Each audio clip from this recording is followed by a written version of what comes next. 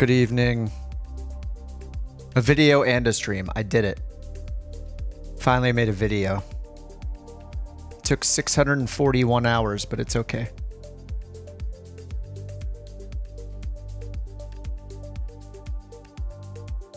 There we go. Got my own stream on over here. What's up, Robert? Hey, Chris. Flacala says, finally get to catch a start of the stream. Nice. Welcome. Hey, Moldy Basement. What's up, Jonathan?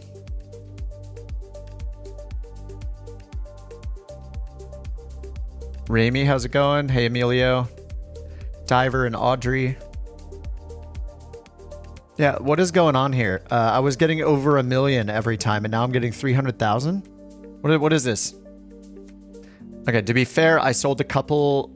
I sold a couple Skyhawks. There is no more Couch Captains.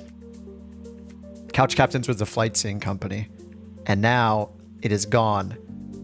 The crazy thing I noticed is as soon as I deleted my 2 flight seeing planes, or actually just one, I deleted the one flight seeing plane and I deleted one Cessna 172 from the cargo company as well, even though it shows it here, 32,000. I don't want to keep paying to maintain these low earners. So, okay, and only negative 5,000 because I have the basic insurance only. I guess it's just for the Grand Caravan. Just hop on Flight Sim as I went live. That is what we do. That's what we do at the end of the workday here, at least. What's up, Jonathan? Hey, Sean, how's it going? Hey, Thomas. I did run like one cargo mission yesterday. Wait, today's Monday, right? Yeah, I took all day yesterday off to work on the video. I didn't stream yesterday on Sunday. It feels like it's not Monday. I don't know what's going on. It feels like later than Monday to me. It feels like it's like the end of the week. So yeah, I went in and I got rid of my 172 for my sightseeing company. And you guys mentioned this a while ago, but I wasn't ready to do it. It not only cleaned up my map, but I feel... Oh, what's that? Is that another tornado mission? I feel like I have more VIP missions now that I got rid of the sightseeing missions. And if I zoom out, like all of a sudden I'll have a ton more VIP missions than I used to have. Okay, we're getting a lot of ferry flights, so maybe I need to sell... Oh, I'm not in freelancer mode, that's why. There we go. Look at all the VIP missions that are showing up now. I feel like it's just... I don't know if you get more when you delete certain planes, because I can't do sightseeing missions anymore, but I'm avoiding all that clutter, and there's just so many more VIP missions that I noticed. So I don't know. I should go ahead and fix the Grand Caravan, though. That's the Vision Jet, Draco, the Norden, the Cabri, another Cabri. Oh yeah, I bought 2 of those. ES30 says to maintain. Where's my Grand Caravan? Oh, it's here and I can't click it because that's where my pilot is. Yeah, it's because that's where my pilot is. I can't click the plane. All right, let me go back, find the... Well, I'll probably fly the Grand Caravan today. Feels like a Monday today. Your Vision Jet doesn't do passive income. Oh, I'm not sure if mine did either. I would need to go back and look at that screen. Did it show my Vision Jet doing passive income? Anyway, I think I want to get the PC-12 because eventually I'll also want to make a PC-12 video. So with those crazy Honeywell avionics. So I want to... Yeah, let me go here and take a look at what the PC-12 would cost for cargo. You guys say that it's nice to do because you earn kind of the same amount of money, but it's so much faster. So let's go to buy aircraft. I think it's only brand new. Is it like 5 or 8? I don't even know. 5 million, 6 million? Can't wait to do airline stuff. Still level 34 grinding missions. Paying less than 5,000. You need to start your own company. Save 30 to 40,000. And when you save 30 to 40,000, it'll give you the option, like the high 20s, like 27,000. You'll get the ability to do the flight seeing mission. But if that sounds boring doing sightseeing stuff, wait and save up around 40,000, like high 30s, and then you'll be able to do the cargo missions first. Cargo missions, you'll earn like, was it 100-ish K? 100,000 per mission in a 172. So do that. Heard about the drones? No. Zooming into some areas, the VIP flags are hidden. Yeah, you need to like zoom in and then back out to kind of reveal them. It's been nice deleting the flight seeing planes though. Now it just cleans up the map since we don't have filters yet. Sprung says, just watch the vision chat. You're a natural. Thanks, dude. Yeah, sorry it only goes to the cruise for now, but I need to make I essentially need to make 3 different approach tutorials.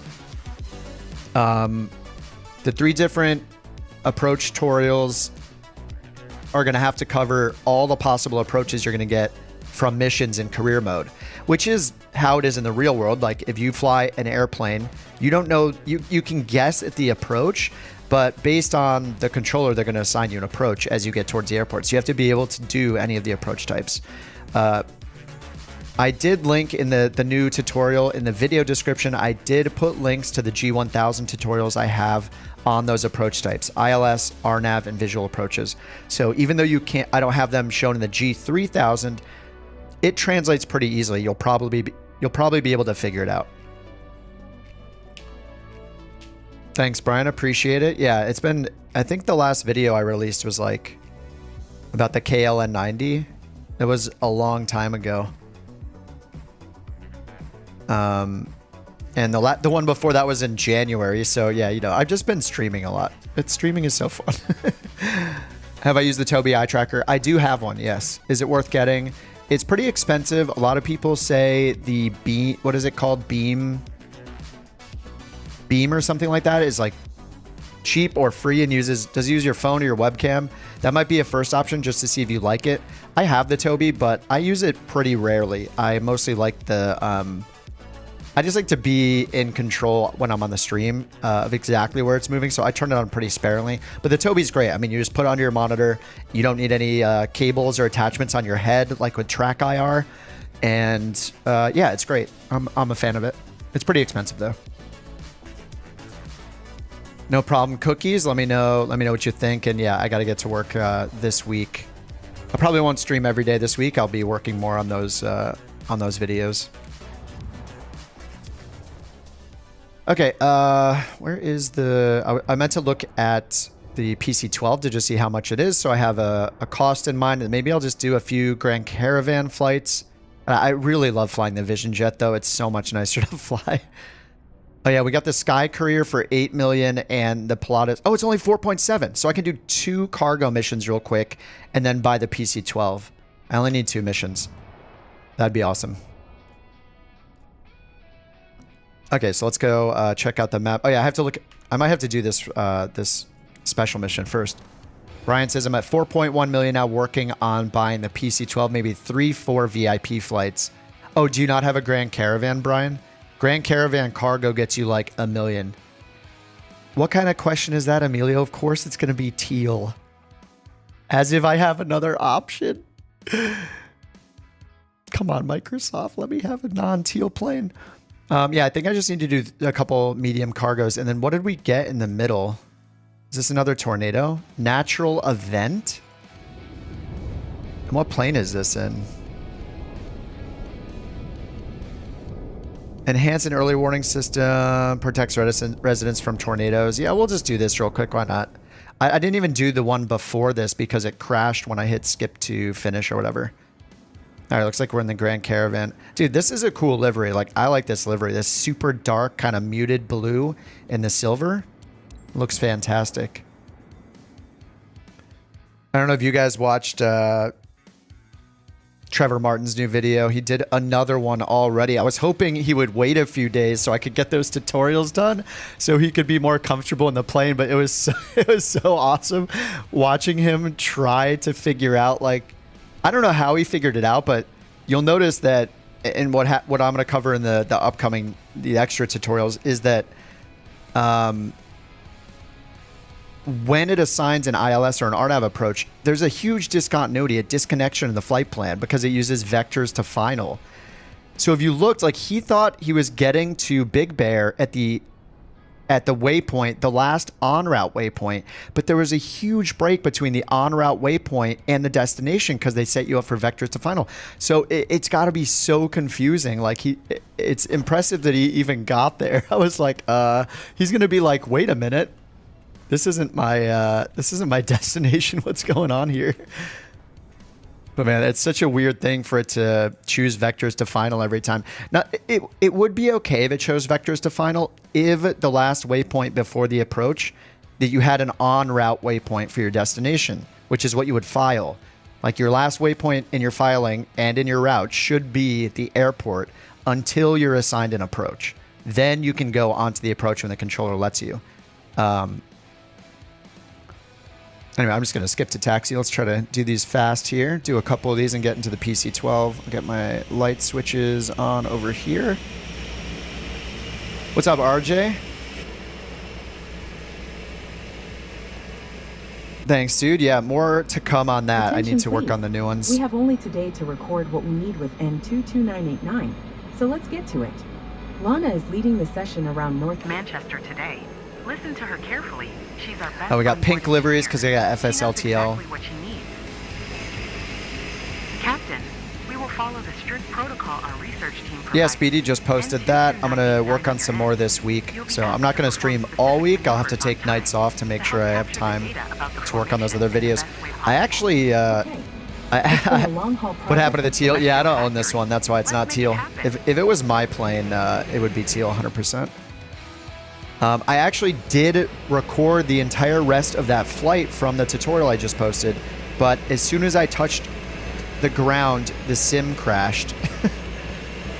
And also the charts were not available for that airport, so I do want to use the charts in the EFB for the next tutorial, so I'm hoping in the next day or two I get, we all get a patch that'll hopefully, oh, whoops, I didn't announce, that'll bring all those missing charts in. That would be awesome.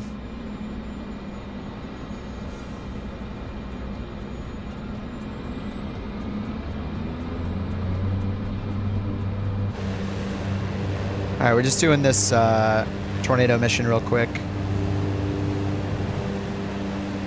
Oh, the wind is kind of crazy, isn't it?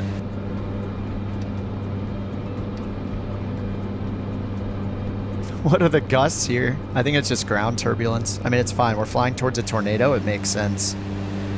What's FSLTL?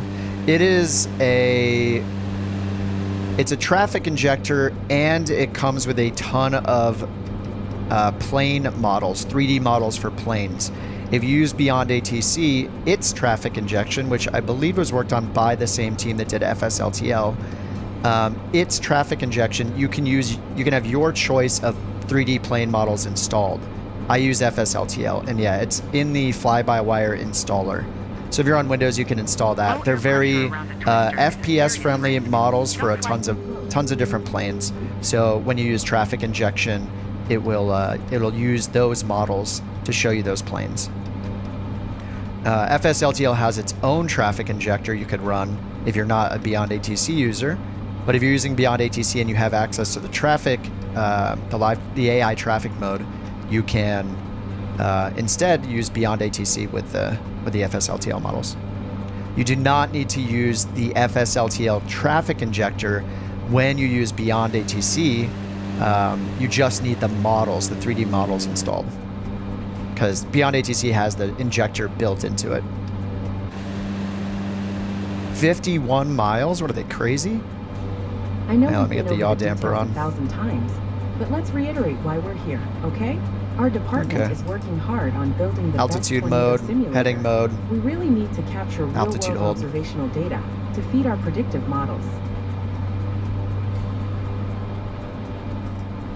And nav mode, we'll get over here towards our course. Flaps are up. What's up, Miles? Hold her steady. Oh, we're trying. I can go outside so you guys don't get the bumps. Just chill out here for a minute. We already know what's coming in patch 3. They did show, I don't think we know an exhaustive list because they showed the wish list or the top reported bugs. Of those, they did mark which ones are included, but I'm guessing there's going to be more. I'm hoping there's going to be more than that. I guess we'll see. The ones that they showed on the stream was just from their reported bug list that everybody can see. So it is possible that they fix more than just the ones that were on the reported list or the top wishes list. Yeah, the wind is horrible. I don't know if I could even go 2x in this. The turbulence is pretty nuts right now. Feels like we're in a washing machine. Good thing we trust the pilot. Yes, definitely in a washing machine. Yeah, release notes and patch coming Tuesday or Thursday. Oh, they said it would be Tuesday or Thursday. Nice. I didn't see that. I missed that on the stream. Sounds good. Yeah, I knew it was not going to happen Monday, right? There's no way we get them 2 Mondays in a row. But yeah, it'll be cool. I hope we get the fuel bug fix, and they said the turbulence in career mode is fixed, so that'll be nice.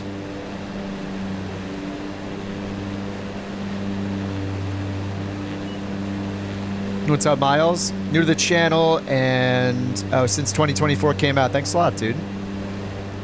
Yeah, you're finally getting a tutorial for me after all the streams. So I mostly stream, but at first I mostly made tutorials. I don't have too many tutorials. I probably have like 20 or something, like maybe less than that, maybe 10. I just like to make them on topics that will last a while. But the Vision Jet is kind of my first plane tutorial. But of course, it's really focused on using the autopilot. Top reported bugs is an awful way to prioritize them. Yeah, well, I think they probably have their own list internally as well. They're not only going to fix bugs that are reported.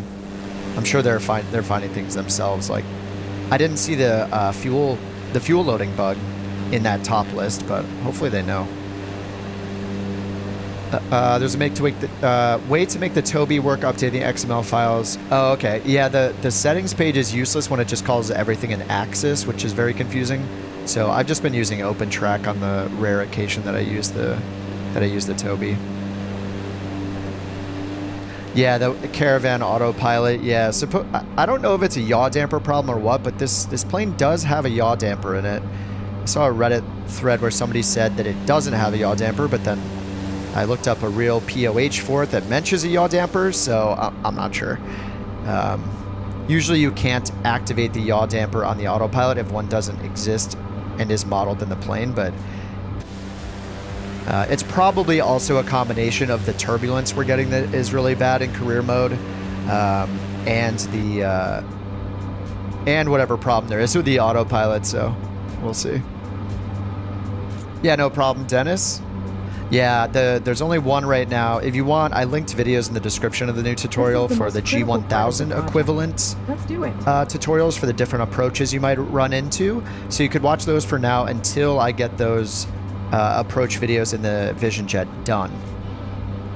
No problem, Josh. Looking forward to the remaining. Yeah, I got my work cut out for me, but I'll be doing them all in career mode. So while I'm recording, I'm going to be earning money. So, you know, it's great.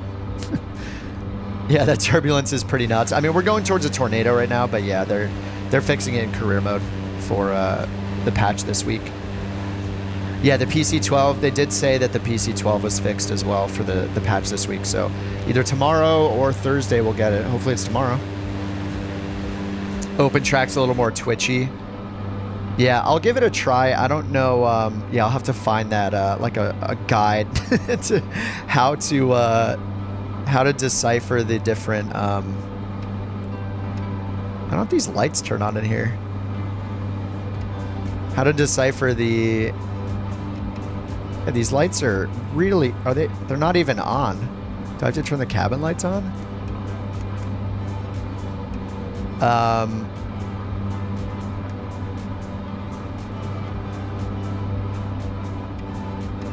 Okay, that light works. I'm not getting any backlighting on the standby indicators. I know we've been Avionics are obviously fine. But let's reiterate or the why we're LEDs. here, okay? That's weird. Our department is working hard. But yeah, I want to. on the best tornado I'll need to. simulator. I want to use OpenTrack the right way, whatever the best way is. So To feed our predictive models. yeah, maybe that'll be using some kind of guide to decipher what the axes are on that thing.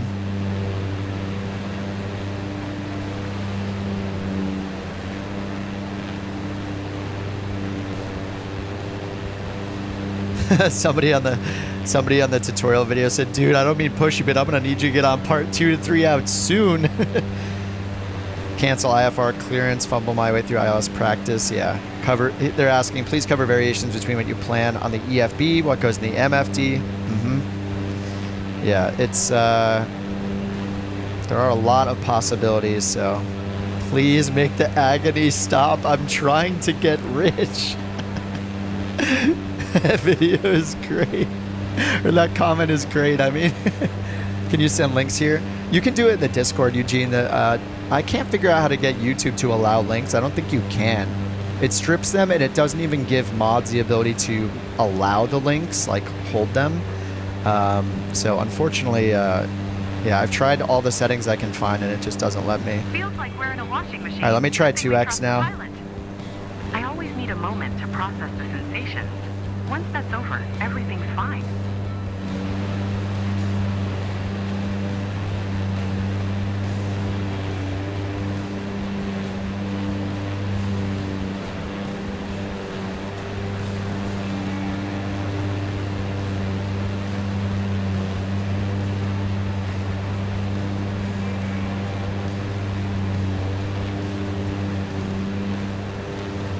Get me to that tornado. All right, we're gonna go 4x. I watched Squirrel's video he posted about like, he said something like, I got 50 hours in career mode so far.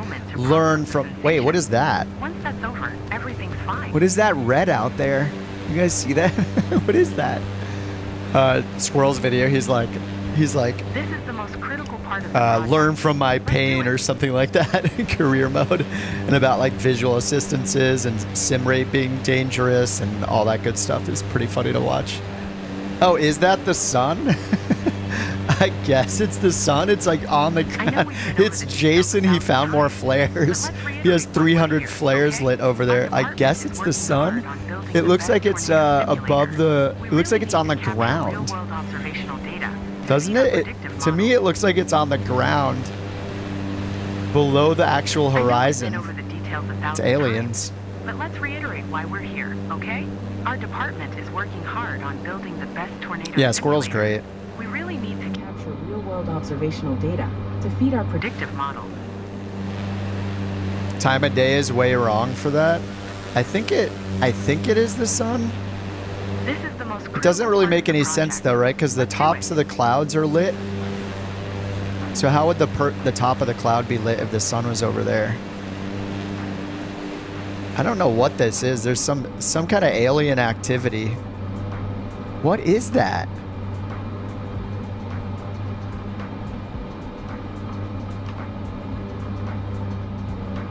Feels like we're in a washing machine. Good thing we trust the pilot. I always need a moment. to It's like we're in a process the washing machine. sensations. Once that's over, everything's fine.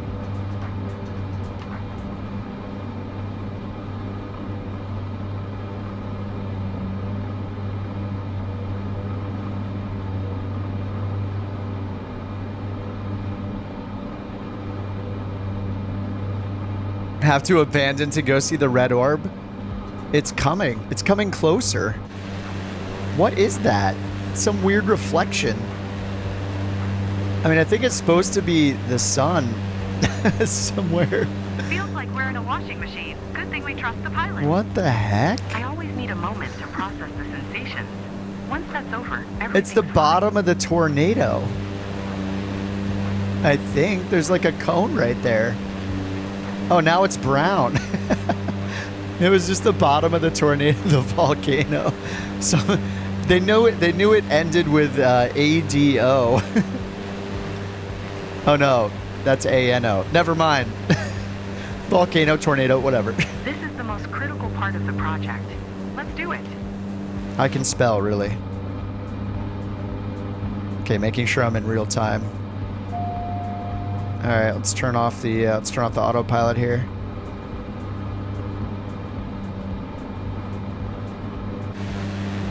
Oh, I could have skipped to filming. I don't know why I didn't do that. I think I'm a little skip shy. Yeah, the Voltado. There it is. It's a combination of This is voltage, significant. Right potatoes, tornadoes, volcanoes. This thing just doesn't look impressive. What's happening here? Where's the funnel? Is it still forming? Whoa, max aircraft speed. Holy. We are focusing on three Oh. basics. Coordinating between maneuvers and recording, flight stability, and the distance to subject. Let's do it. 2,900 feet. 3, 2, 1. Recording now. I got our throttle to 0. The throttle is idle. Winds, yeah. We got the winds. It's all over the place. Up to 32 knots, 33, 34 knots. Can you reduce speed, Captain? I gotta feather the prop, I guess.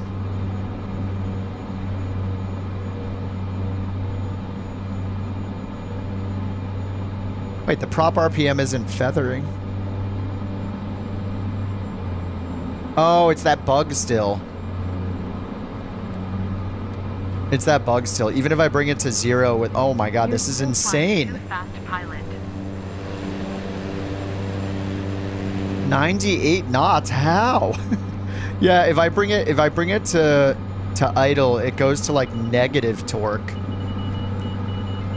Holy crap. And it won't let me feather the prop. There, I found the... There's a certain throttle setting I have to be at to be able to feather the prop. It's glitching. I'm trying to feather the prop and it's not... Oh yeah, the prop's at 1500. This is insane. How are you going to get an S on this? It's impossible. You're still flying too fast. Dude, I can't. I can't slow down. What do you want me to do? Put the flaps down? It'll be dangerous. This is just getting silly.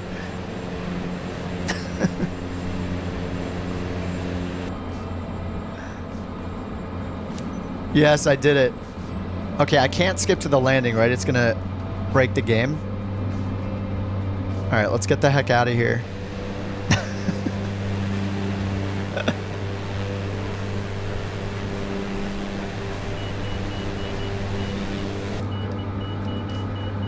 Straight and left. It's the winds are so high. Yeah, it's gusting like 60 knots. I saw 59 down there. Team, The last time I skipped to landing, the game errored out, so I need to go back manually.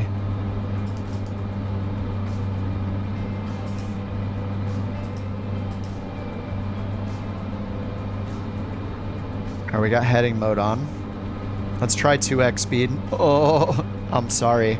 I'm sorry, this is crazy. I can't help it. You got a new update? Wait, what? Did the update just come out? No, there's no way. I didn't get an update. What new update? Are you sure you didn't get the one from last week, Rex? Fixed a few problems. Yeah, which update? I don't see a tweet about it or anything. 208 isn't the real plane? Yeah. CJ4, PC-12.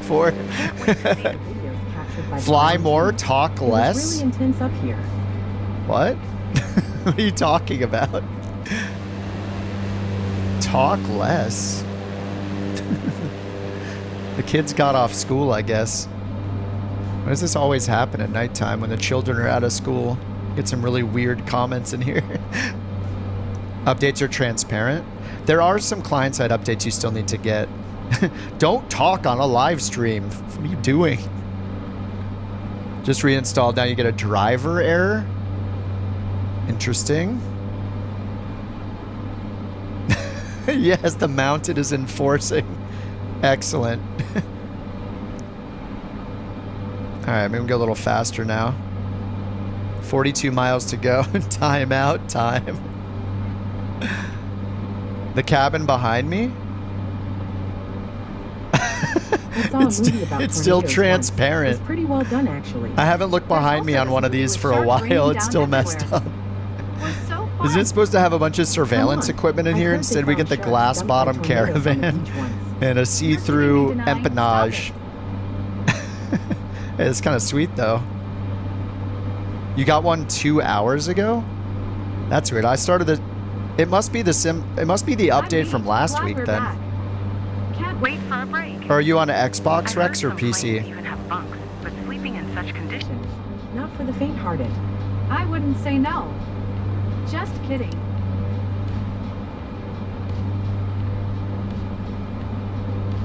You're running Ubuntu 24? You're running this... Wait, you're running the sim on Linux?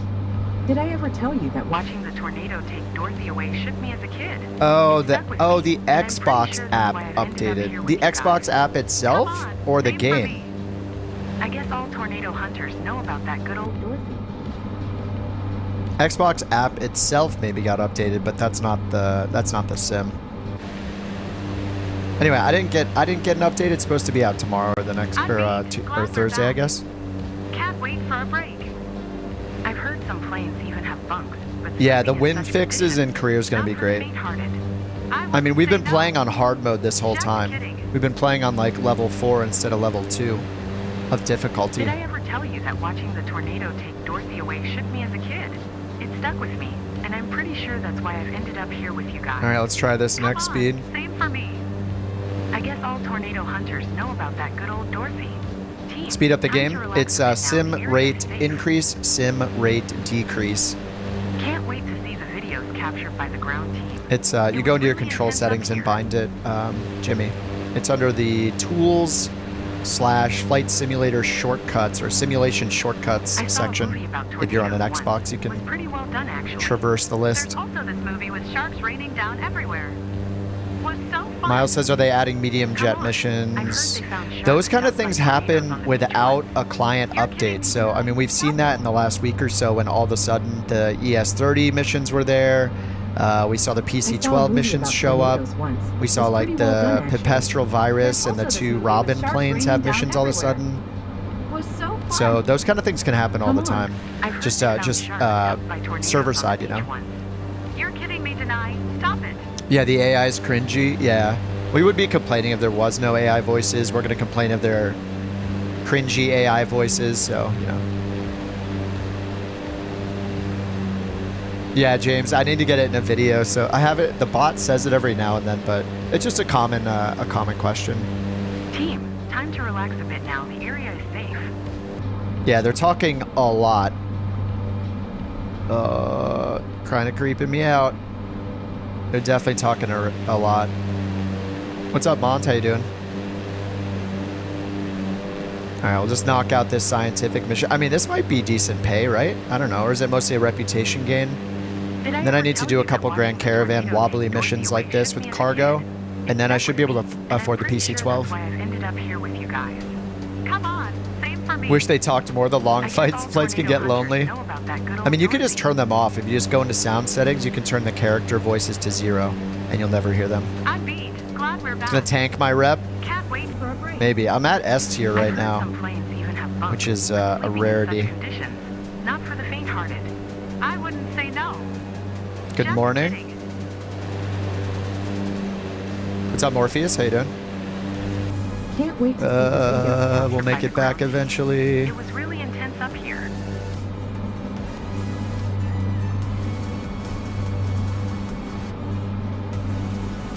Can't wait to see the videos captured by the ground team. It was really intense up here. Uh,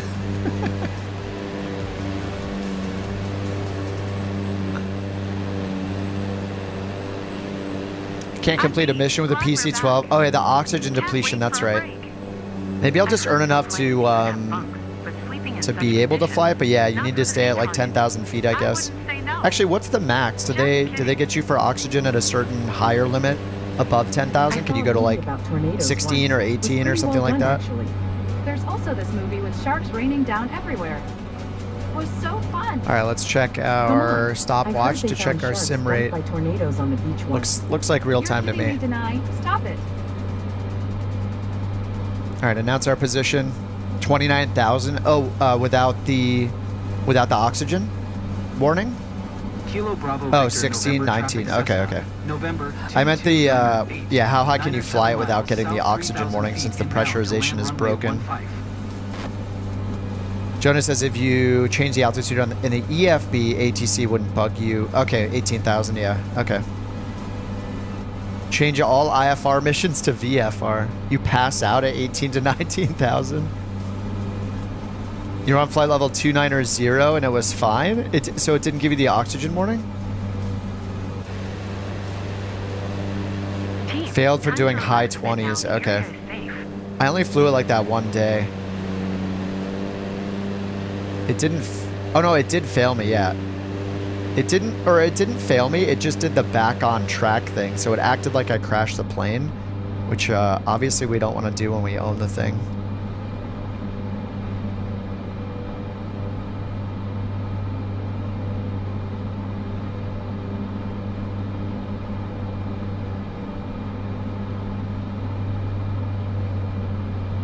The wind even over here is ridiculous. This is in real time. It says it's only up to 12 knots, but it's like gusting 17. Did I ever tell you that watching the tornado take Dorothy away Shook me as a kid. It stuck with me, and I'm pretty sure that's why I mean, I realize here with we're you guys. near a tornado. It's Come not that on, close, save but for me. I can't even guess see it all anymore. Tornado hunters Know about that good old Dorothy.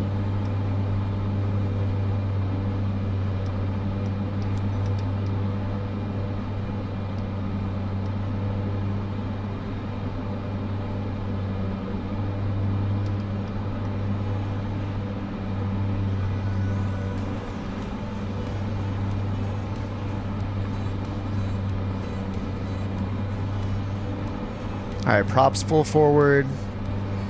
10 knot tornado. It was getting up to like 50. It was getting like 50 or something. Speed it up. There we go. Hand flying in 2x mode. Yeah, it got up to like 50 knots when I was really close to her as we were leaving.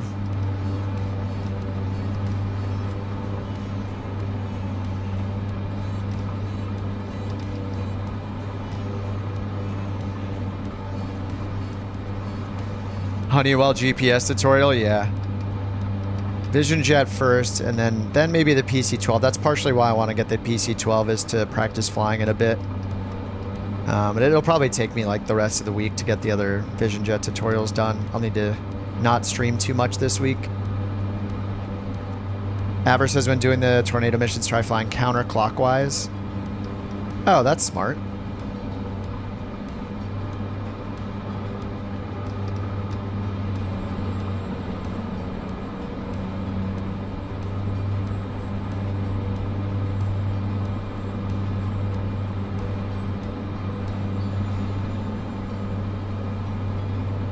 Yeah, hopefully we're going to get the, oh, we're under 150. We can get flaps 1 down.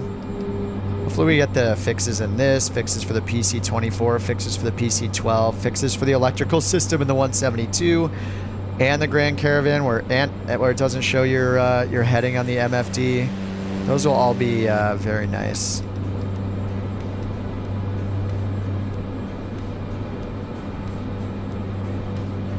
This is quite ridiculous.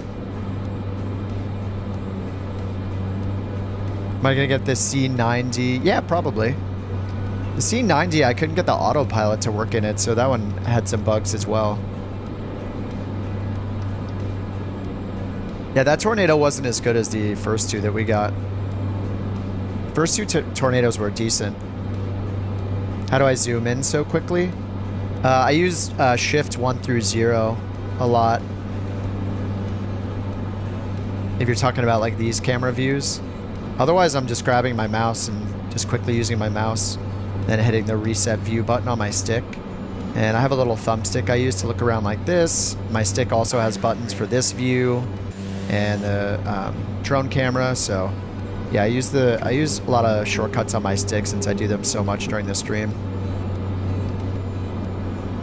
And then like this is just hitting the hat in the up position.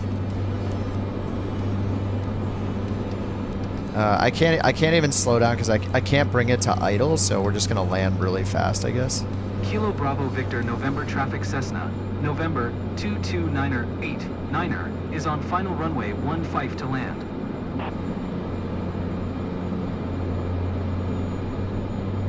I'm just gonna slam it on the ground because I can't slow it down. Honestly, I won't Ooh. hide. It feels good to be back. Okay, yeah, that's sketchy. Bought the Heart Aerospace, did a half a mission and then sold it. Yeah, it doesn't even have a EIS, like the engine information. I think it's EIS, engine indication or engine information system, like the sidebar there on the MFD.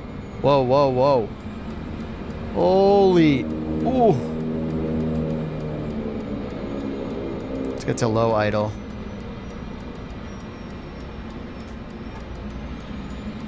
Holy crap, the wind is ridiculous even on the ground.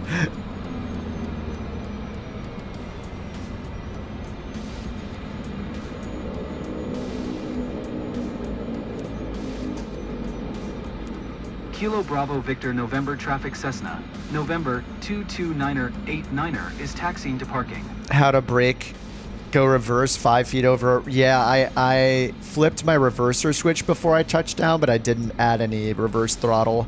But yeah, I pulled. Yeah, I don't know. I don't know what to do when the turbulence is this insane.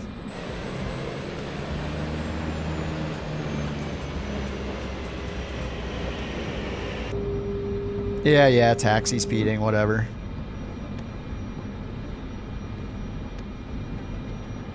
Did anyone get the Saab for heavy cargo? I haven't yet. I just flew it in an employee mission once. The Saab's pretty cool though. I need to actually learn the speeds on it. Like, I didn't know what my climb speed was supposed to be. I think it's pretty low. I think it's supposed to be like 150 or something like that. I think I was, when I flew it last, I was climbing way too slow, at a way too high of an airspeed. Amazing job today, everyone. All right, Solid parking work. stand, Really? shut down. Get all the lights off, beacon off. All right, a little quick tornado mission there.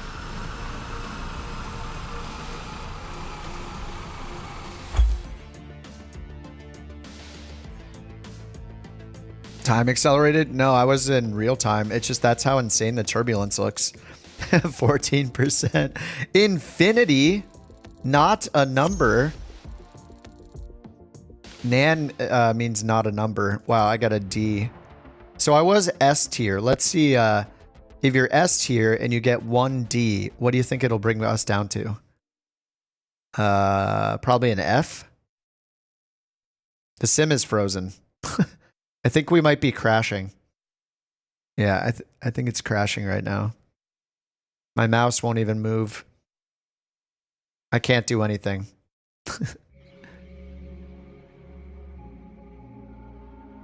Come on. Pretty sure it's crashing. It's just frozen. Yeah, the downgrade's really aggressive when it comes to reputation. I think they're making some adjustments to it. Yeah, there it goes. Rip. It's gone. Okay. Has it even been an hour yet? It hasn't even been an hour and we've already crashed. 45 minutes. Crash count 1.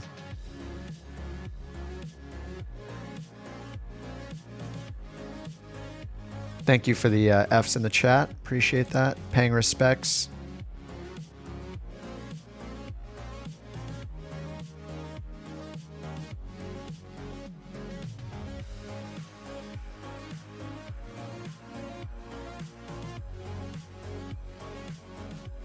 All right.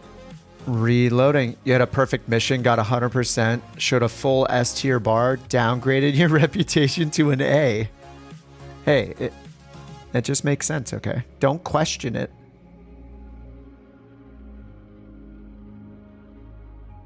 ES30 is complex. Yeah, I don't even know the complexity of it because I couldn't see any of the engine information, so I didn't even know what I was working with. Oh, if you're on a S tier, the standards are higher.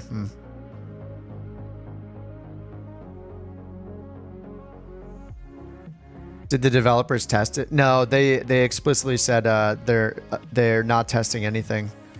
Which actually, to me, you know, is really impressive. They literally didn't even launch the game one time, and then they released it. And somehow I have like 200 plus hours in it, and they didn't even test it. I heard from people who are complaining.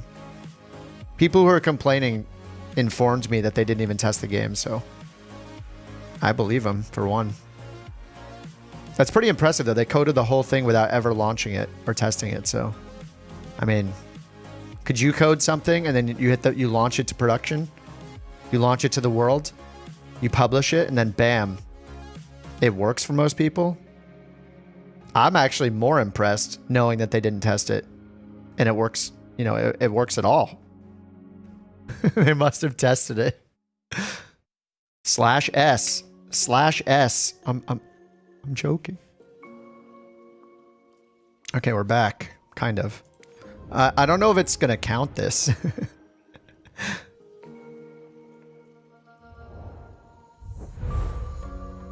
Oh, it worked. Oh, it did take me from an S to... It literally got rid of 100% of my reputation. Really? That is ridiculous. What? I went from like 98% rep to 0% in one mission. That doesn't make any sense. Okay, well at least... Wait, did I get any money? It looks like I got a little bit of money. I don't know, not much. All right, well, that was crappy. All right, this is the Grand Caravan. Let me manage this. 21,000, 49,000. All right, we need a couple medium cargos. Maybe we'll do a Grand Caravan. Oh, this one goes to an area I haven't been to. We'll do a Grand Caravan, then we'll do a maybe a Vision Jet, and then another Grand Caravan. Only as good as your last flight? Yes. Apparently. All games are released as unfinished? Well, I mean, Path of Exile 2 is in early access and it's only $30. Diablo 4 came out and it was $40. No, I mean, it was $70. It's less than half the price of Diablo 4. And it's going to be a free-to-play game. Doing the Vision Jet right now? Nice. Is it going to have a strong headwind going west? Yes. Yes. You know, sometimes we just need to do the difficult missions. Man, where did the fuel go?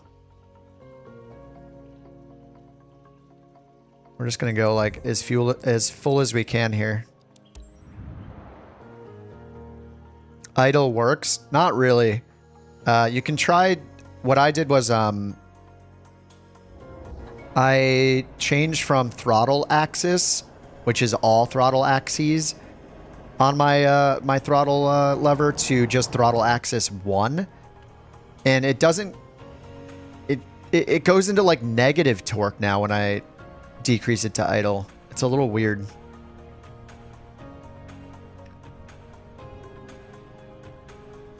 So I don't know. Does skipping take money away? I mean, it's still pretty fast to do this. Good evening. How are you? So we're flying to Hit Swiss Shift Current with C. General Freight. Everything's secure at the back. Nothing's moving. It's going to be smooth and easy. Let it do the startup on its own. The skids have a good tolerance with turbulences to preserve the cargo, but it's crucial you keep a smooth yet quick flight. If you also ensure timely arrival, you maintain our high standards of service excellence and The fuel cheat? satisfied. Yeah, you can use add fuel. Oh, I forgot to even set my fuel, so there we go. Yeah, the add fuel is a good one for now until they fix it. Charlie Papa Victor 8 Traffic Cessna, November 97021. Alright, let's get our flaps down, heading, bug, altitude, flight level change. Select our altitude here. What are they giving us? Should I trust 11,000? Maybe we'll trust it. We can always cancel VFR when we're in the air. Choosing all my shortcuts over here.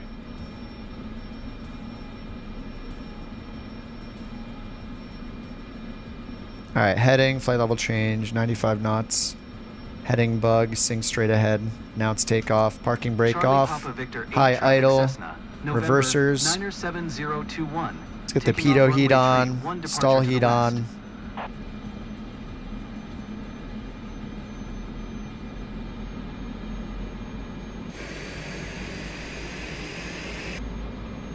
Takeoff from 3-1. Nice. Yeah, I try to get it to put it to low idle once I land before trying to taxi back to the parking. That's a nice one to do instead of having to do the reversers or the beta mode. All right, let's sync heading, select straight ahead. Taking off for the tailwind. This is fine. Let's pitch for VX. Actually, it doesn't show VX, does it? We just see rotation and VY. All right, contact. It says climb to 12,000. I'll update that. All right, 12,000 is set. 300 feet above the ground. All right, there's 400 yaw damper.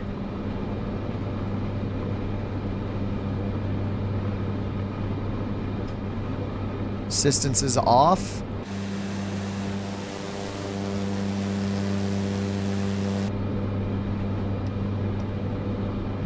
The paint scheme. Don't talk to me about my paint, okay?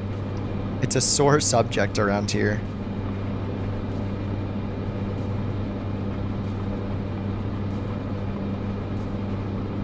Winnipeg Center Cessna November 97021 is type Cessna Caravan 2 miles northwest. Your FO of keeps saying Charlie V1 Papa rotate on every touchdown. 900 feet. Oh, I'm not bouncing, I swear. Yeah, it's, I don't know if it actually knows what the rotation speed is. I feel like it senses the front wheel lifting off and then it just says V1 rotate. Squawk 6142. She seems to say it every time I pull back on the yoke or the stick. Every time I rotate, it seems like they say it. What's up, Joel? You're working hard towards a caravan to do medium cargo hauls. Average mission, I'd say like 850. You'll get between like 700,000 and 1 million, mattering if the weather's bad and if you don't skip anything. Just make sure you use sim rate increase instead of using, never use the skip buttons up here for the cruise phase. You can do it, here I'll put 2x speed on right now.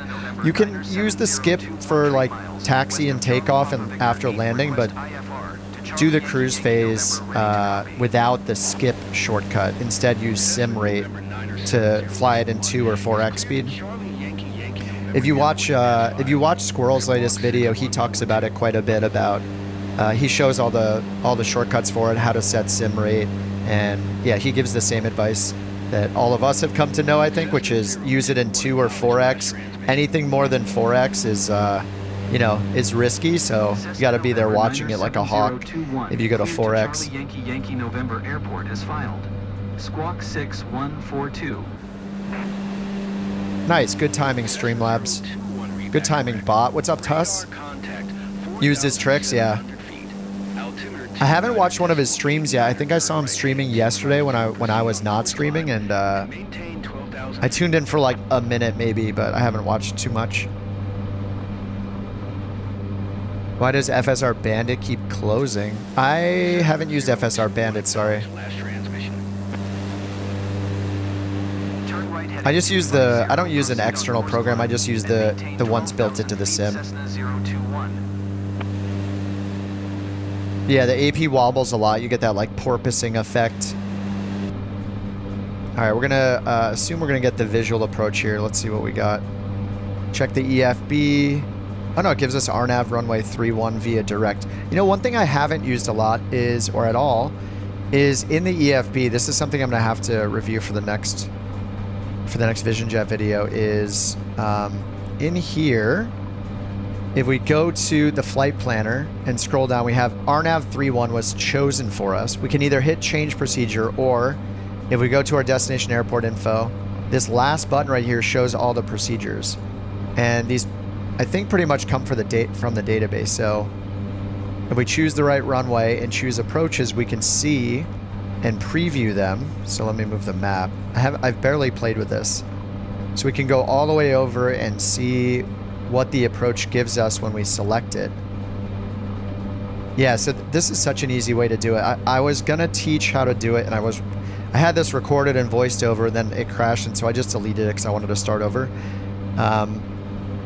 I was doing it through the G3000 map preview mode when you're picking your approach, but this is much nicer to use. It's just easier to click around in this than, you know, using the G3000 or even the G1000. So yeah, this is showing, if we click this one with the transition YYN, oh, YYN is over here though. So wouldn't we have to go here, go outbound, and then do a reversal? It's not showing the reversal. And this one has a waypoint. Where's Catvo? What? I don't see a waypoint called Catvo. Oh, you click this. Oh, I see. I have to click YYN. It still doesn't show the reversal. I think it's having us come out and then do the reversal. So I have to not only click... That's kind of weird. I wish it would force you to click one of these. Anyway, you have to click the transition, but this lets us easily see which way we want to come from. So yeah, we'll just pick this one, Catvo. So Catvo is right over here near our existing magenta line. So that makes it really easy to pick. So I'm just going to go proc, and we'll select the approach. This is the shortcut we need to avoid these vectors to final approaches that are kind of weird. And now we just instantly know to take Catvo. The G1000 is actually kind of nice because as you pick the initial approach fix, it shows you on the map. G3000, it's a few more steps. You have to say show on map. 10,000 feet. Anyway, I'll probably use the EFB because you can use it in any of them. So we'll do Catvo. Minimums, to get that, we'd have to go to the actual charts. And again, there are no charts, so...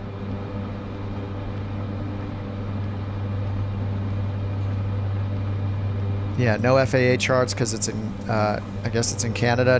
No Lido or Lido charts because it's not a huge airport, not a commercial destination really. So, all right, we'll just go down here, hit load, and then we'll remove our en route airport waypoint right here.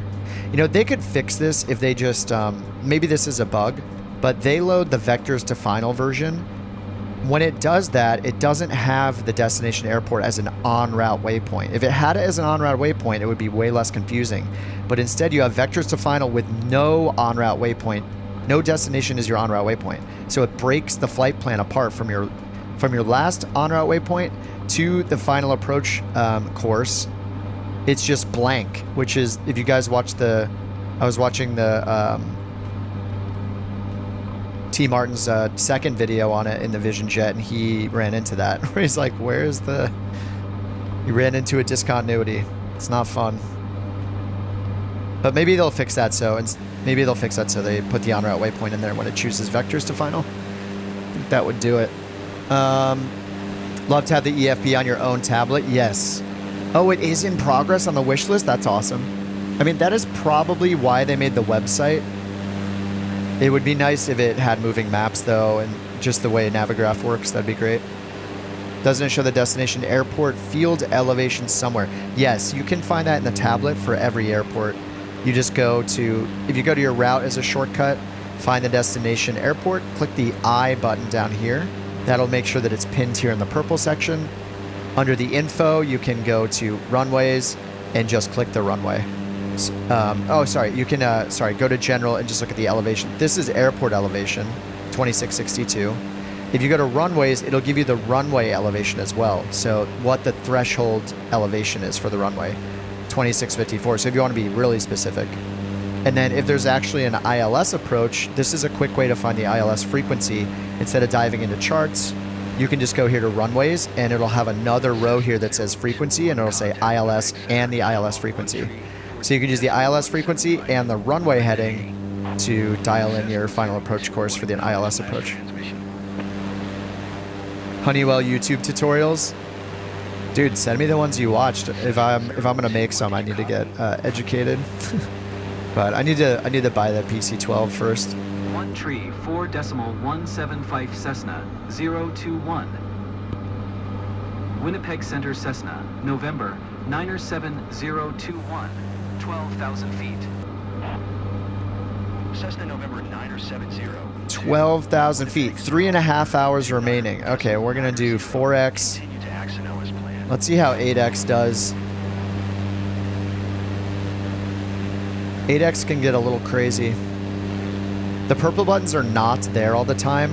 They only show up the first time you choose a specific airport. So you can do that by hitting the little info button next to an airport, and it'll update this. It'll pin that different airport. Or anytime you search an airport, so if I do San Diego and I click, as soon as I click, it's going to show it down there as well. So you have to basically do something to specify an airport, either through the info button in the route, these are just shortcuts, or by searching from the map. It'll pin it, and then you can get to all that info. Yeah, the EFB is pretty nice, so it'll be nice if we get more charts. I mean, we wouldn't get any charts here anyway, so it's fine. I kind of need to teach it in the Vision Jet videos with charts and without charts. I'll probably try to teach it without charts, but the problem is that you don't get minimums if you don't get the charts. You can't look up the minimums. I mean, you could do the runway elevation plus 200, right? If it's an ILS approach, that's usually the minimums is 200. Sometimes it's 250 or 300. It just depends on the airport. Or you could, mattering the plane, set it as a decision height if it has a radar altimeter, but that's also not something you can always do depending on the plane you're flying. PC-12 is better overall. Payouts are all the same. Yeah, I mean, I guess, you know, even the PC-12 flying at, you know, 15,000 feet or something, you're pretty much getting the same altitude as the Grand Caravan. We're not usually given an altitude super high. And this thing takes forever to get up to 20,000 feet, or 25,000 is the ceiling. It takes forever to get up to that. So yeah, I feel like the PC-12 is better. 2 ILS channels. It's possible that they have an approach for both sides of the runway, or parallel runways. Actually, I'm not... Is it possible they have one for reciprocal runways? Because they're not necessarily... I don't think they always use a back course approach, which would just give you the localizer component with no glide slope. I'm not sure the answer to my own question, which is if the reciprocal runways at airports can have an ILS for each runway. I think it's possible, but I don't actually know offhand. Porpoising. We're going for the money. One way to avoid the sickness is just to use the motion sickness. Is just use any of the camera presets. Here, you know, like this is shift 0, I guess. No, that's not helping. We could do shift 1. There, we'll just stare at this.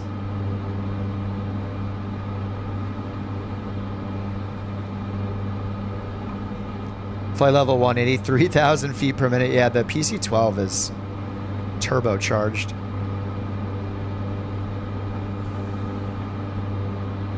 Thing is super fast.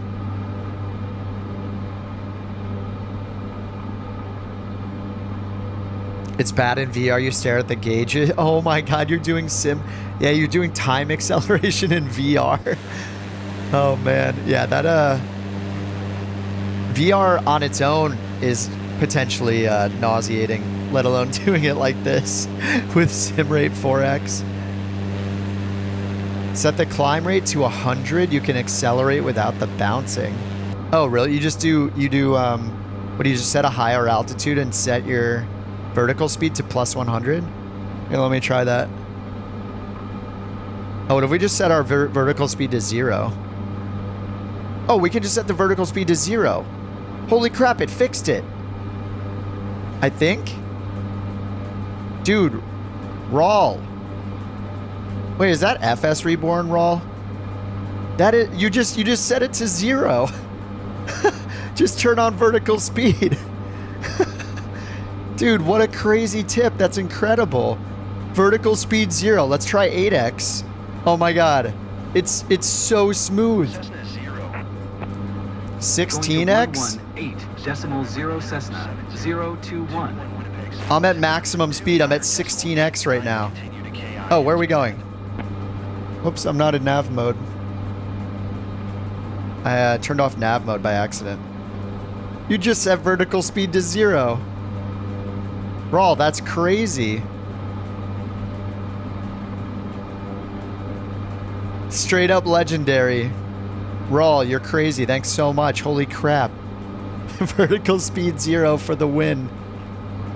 I don't even know what speed I'm in. I hit plus as many times as I could. I'm in 16x right now. New hacks. They're going to patch this out tomorrow. Dude, it's actually holding it way too stable. It's like unrealistically stable. Vertical speed 0. Holy crap. Rawl didn't say if he's FS Reborn Rawl or not. Galaxy Brain. I'm in 16x speed. Look at it go. Oh, it's getting very confused with my... I'm just going to go direct to Mutter.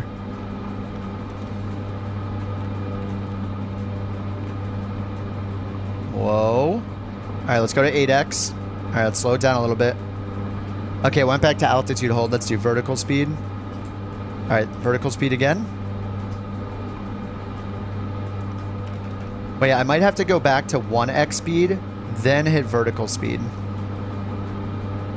Oh, I need to move it. That's right. Okay, I need to move it and then set it back to 0. Okay, now it's stabilizing. Okay. You can't hit vertical speed mode if you're at the altitude. You have to change your selected altitude at least 100 away, so then it knows you. There's a possible reason to climb or descend. Oh, it stops you from doing more than 16. Here's 8. Here's 16. I keep hitting more. It doesn't give me a message. Look how fast we're going, though. I'm in 16x again. Oh, this is incredible. This is a total hack. All right, we're going to need more fuel.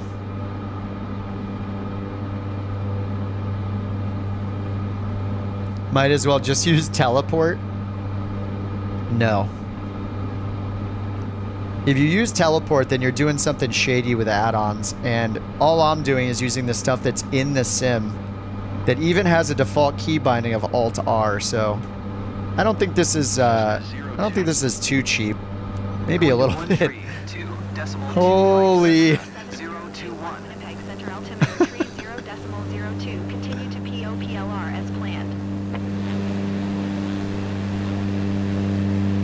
Continue as planned.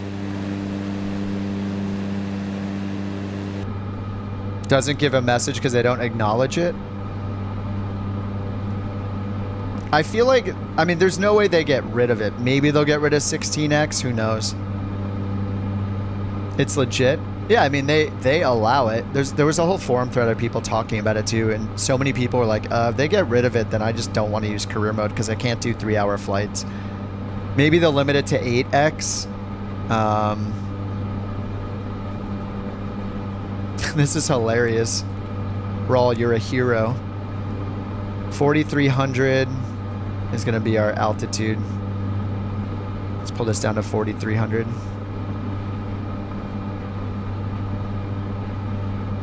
And VNAV. All right. Yeah, this is ridiculous. Captain Turquoise, yeah. A cyan blackbird. Yeah, don't remind me of the color. You know what pains me every time I need to use make a thumbnail that has this color of the plane in it? It basically ruins my night every time I have to make a thumbnail with the turquoise. This is just ridiculous. Anything new with career? Doesn't look like it. I haven't... Actually, I should go to the specialization screen, or certifications. That seems like the way to know if a new plane got added to the mission list. Because if you go there, it'll give you a pop-up that's like, now available to fly. Where did I turn the speed to 0? Cessna 021 acknowledge last transmission. Oops. All you have to do, so if I'm at altitude hold here, all right, we'll go back to regular speed. So say you do the climb and you're at you're on altitude hold mode. Oh, altitude select isn't working. If you're in altitude hold mode, you need to just change your selected altitude, the blue number. Let me bring this up to 12,000, and then I'll hit altitude hold. All right, so you would be in this state, right? Like altitude hold at a certain altitude. You need to move the selected altitude to something other than your current altitude, and then just hit VS. See, it says VS 0 feet per minute. If it says 100, you'll use this up down right here, or nose up, nose down over here if you have a G1000 without an external autopilot.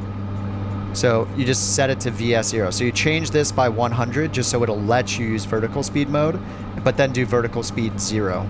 And now when I go 2x, 4x, 8x, 16x, we are barely moving. But we're at 16x speed, see?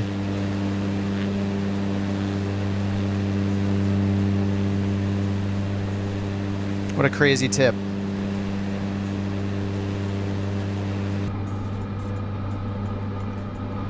If you're on center with IFR, wait for the next ATC handoff, go to comms, acknowledge, then don't select a tune. Oh, right. Yeah, if you hit the shortcut button like enter, it does multiple steps at once. It'll tune to the next frequency and then do the command, yeah. If you do it manually, you can just leave them in limbo.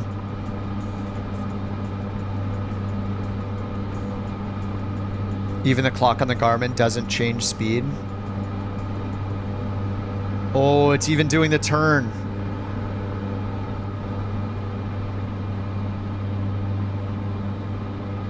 It's even handling the turns.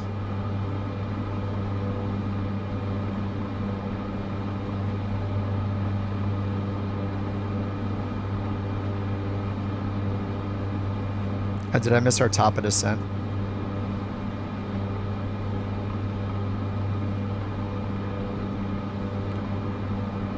Oh, it's in 57 minutes. We're so far away. 4,300 feet. And VPath is on. It's such a silly one. I'll just, I'm in 8x. I feel like 16x is a bit much. I think I'm in 8x right now. Yeah, it's doing 4 seconds every second on the stopwatch here. Tablet date is always 2022, yeah. August 15th. Did anyone notice a server-side update? Yeah, Rex said something about it. Steven, what did you... Oh, Chris, you noticed it too? Or are you guys talking about something else? Rex said that he thinks there was an update.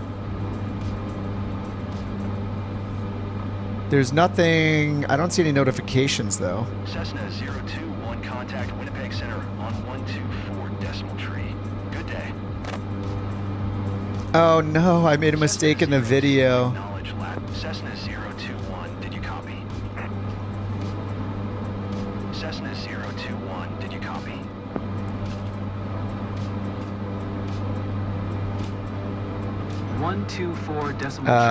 Yeah, Brian found an error. I put the wrong altimeter setting. I swear I fixed it once, and I must have undid it. I'll see if I can fix it. Like some YouTube, you can't like re-upload the video.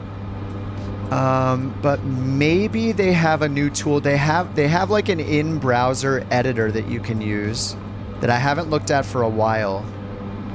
Maybe they made it so you can add text. No, they didn't.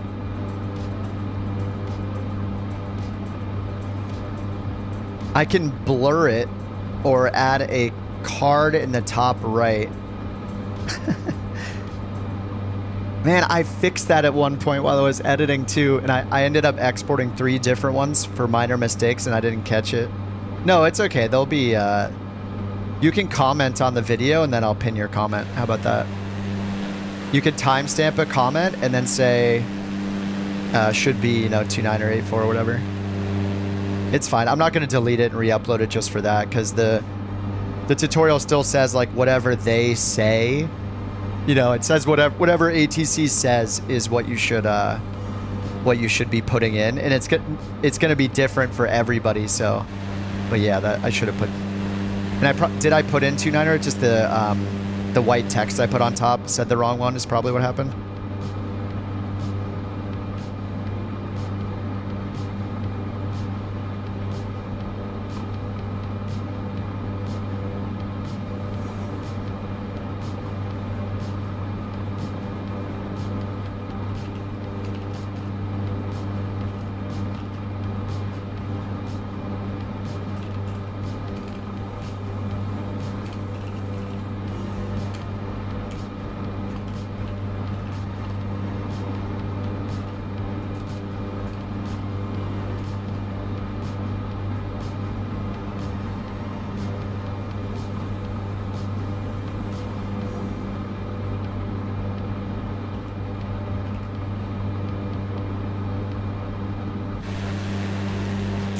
The time. Sorry, I was checking YouTube real quick. Also, speed indicator shows 20 knots as you taxi.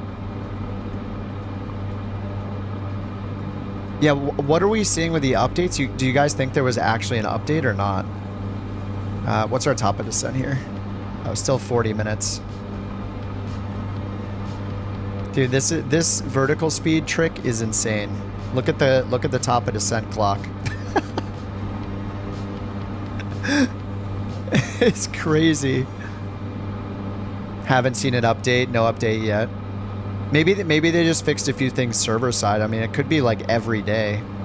When I back out or when we're done with this mission, I'll check the certifications page.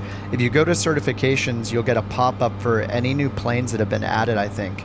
Because I remember after a while, we got a bunch of planes and I went to certifications for the helicopter stuff.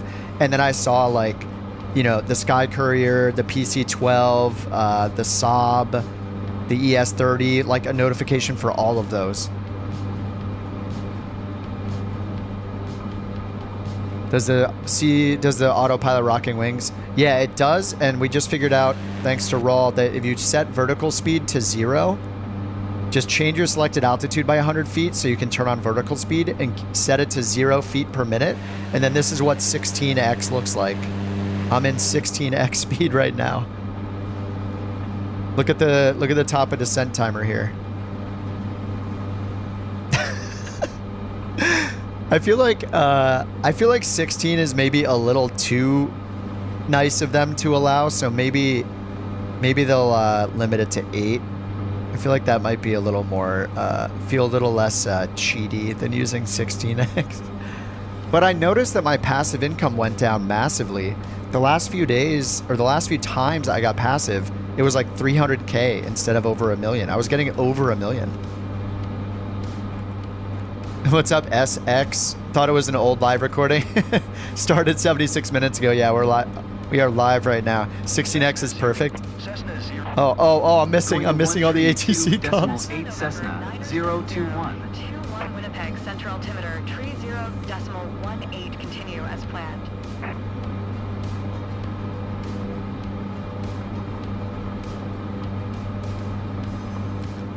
$787 AvGeek, what's up, dude?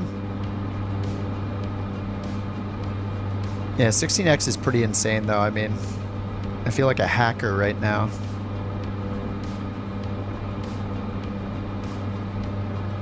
All right, almost 2 minutes till top of descent. 8x. This is so funny. That's how people are No, I think people are like actually using mods that just move the location of their plane, like Flow would let you do with its portal feature. I'm guessing that's what people are doing to actually teleport. All right, I'm on real time now. R, N-A-V-E. It's so funny how they don't say RNAV because it's all caps. They spell it out phonetically. Cessna 021, you are 29 miles east of Thanks for posting that, Brian.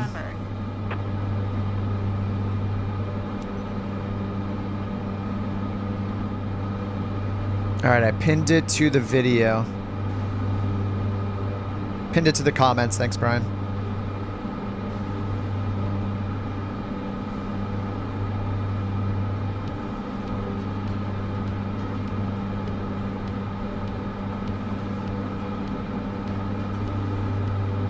Switch to VFR. Yeah, I should have done that.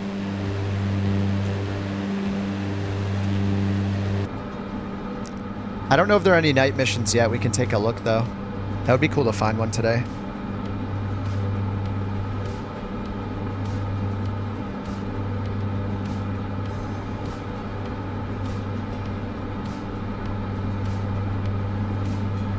Yeah, it's true, Jason.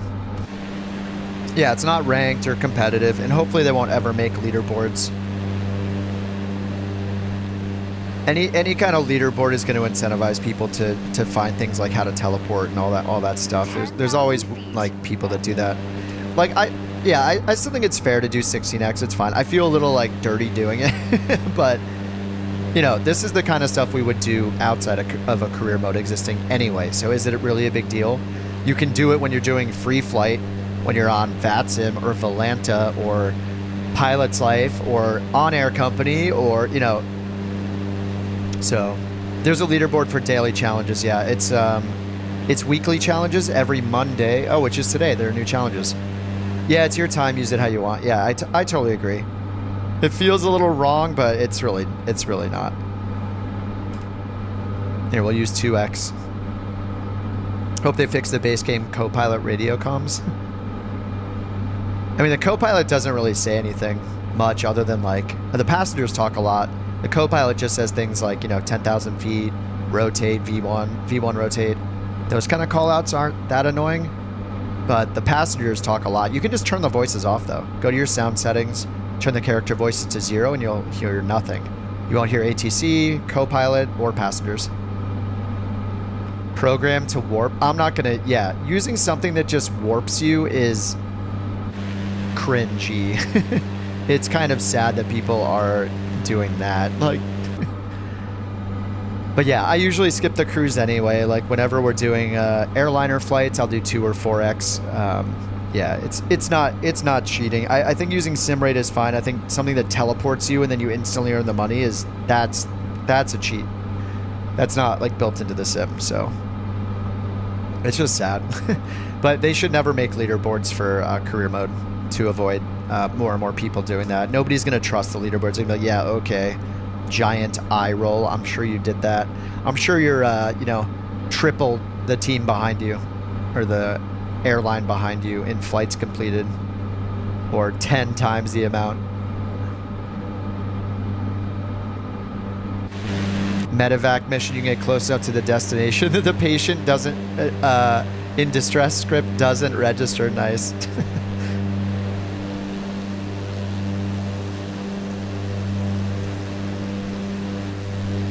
There's a lot of bugs with this too, where like I can't acknowledge cleared approach anymore. Oh, there we go. Contact tower. The heck? Oh, it's traffic.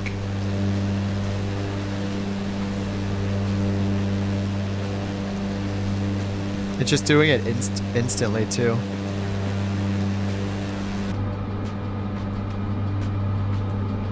That's why the planes are encrypted? Yeah, makes sense. I mean, can't they still be encrypted, but also find a way for people to be able to make liveries for them? Seems like they should be able to figure out both, I would hope. No, Steven, I'm not a real world pilot. I just played the sim. A lot. Yes, consult your real-world pilots and real-world CFIs and CFIIs and AGIs for real answers. For entertainment use only. For entertainment purposes only. Asterisk. Asterisk. I mean, not that you could just, like, play the simulator, then walk up and just be in any plane you want without, you know, owning it or being with the CFI anyway. Trust this man to land a plane. I would probably have the shakiest hands of all time. I don't know that I could do it. Until I do it for real, I'm going to assume that I can't, you know what I mean? There's no evidence showing I could land a real plane in real life, so I'll leave that to the real pilots. If I someday do it, then I'll say I can land one. Stick flying? Nope. I sat in the back. Either I let like her best friend sit in the front the first time, and it was a little less freaky to sit in the back, so I sat in the back that time, and then the other times was with it when she was doing was going with an instructor, so I just third seated in the back while she was there practicing with an instructor in the front seat. So I have only been in the back seat, but I think I'd be a little more comfortable back there at first. I don't know, it's been a bit since we've taken a flight, but they do kind of freak me out in general. I know the risk.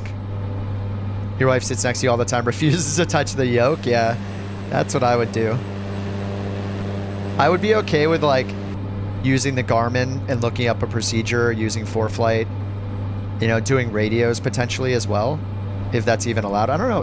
Can a passenger do radios if they're not a pilot? I don't even know the legality behind that.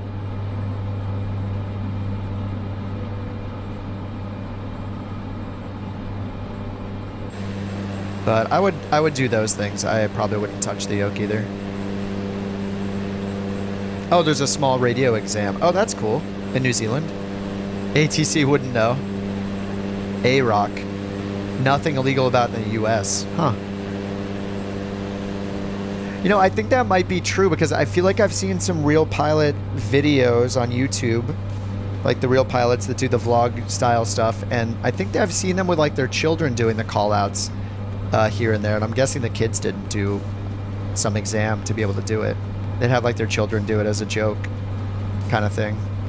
Yeah. You saw a 3-year-old do it? Yeah. I think I've seen that. I forget which channel it was. Was it like Nico or something? The guy that flies the SR-22. I forget exactly which video it was. But it was a YouTube video for it. Yeah, I've seen some YouTube flyers where their passengers do it. Okay, kids have done it. Yeah. Why'd she get the PPL? Just, she's always had an interest in planes and flying, and she just decided to do it one day. And when she started that, I was like, I'm going to build a gaming PC. I haven't had one for a long time. Let me try this simulator thing out. And then she could use it if she wants.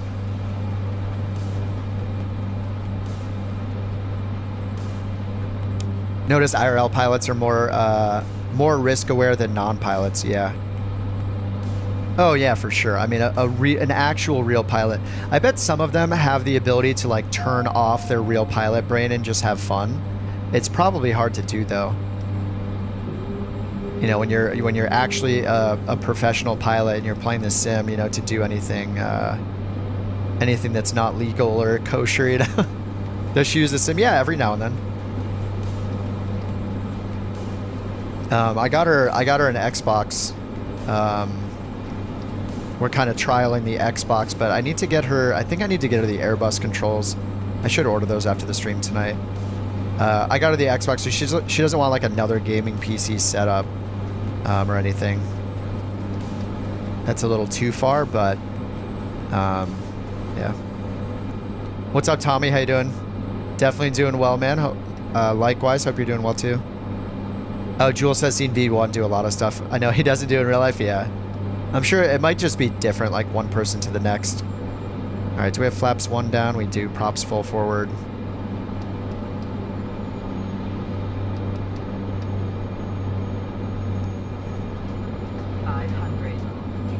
Yeah, so where the torque goes down to 0 and then it goes down. I'm gonna have to get flaps up. Yeah. I as soon as I bring it to 0, it goes to 600 torque. It like goes all the way down and then it goes up again. I thought I'd fix this issue. We're just gonna have to land fast or land in a slip every time.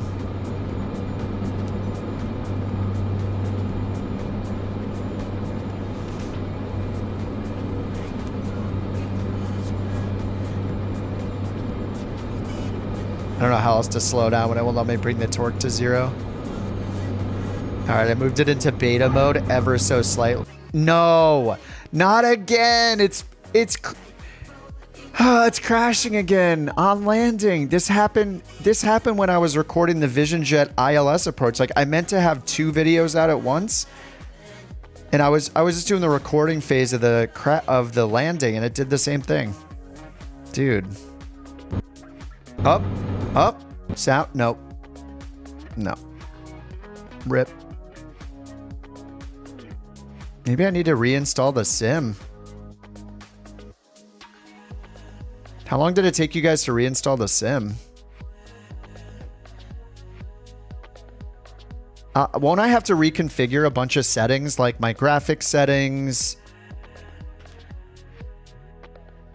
Won't I have to redo my graphics settings and stuff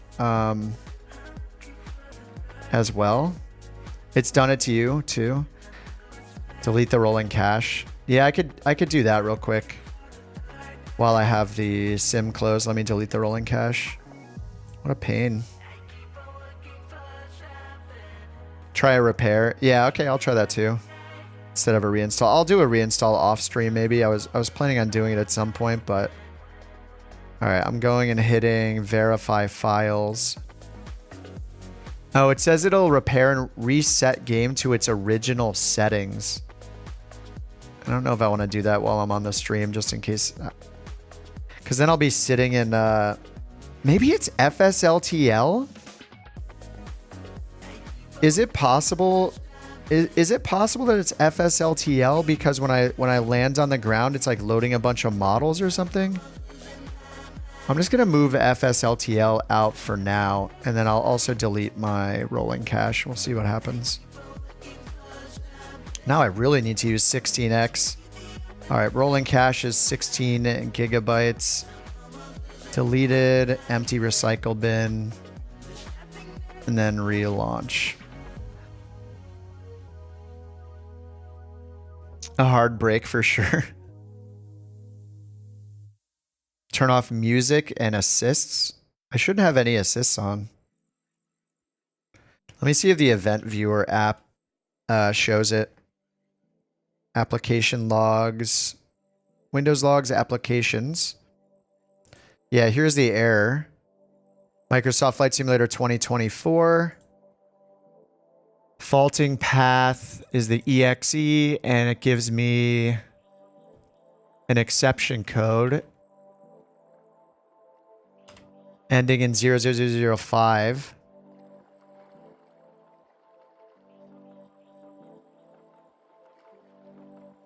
Access violation, usually caused by your computer not being able to correctly process the files and settings.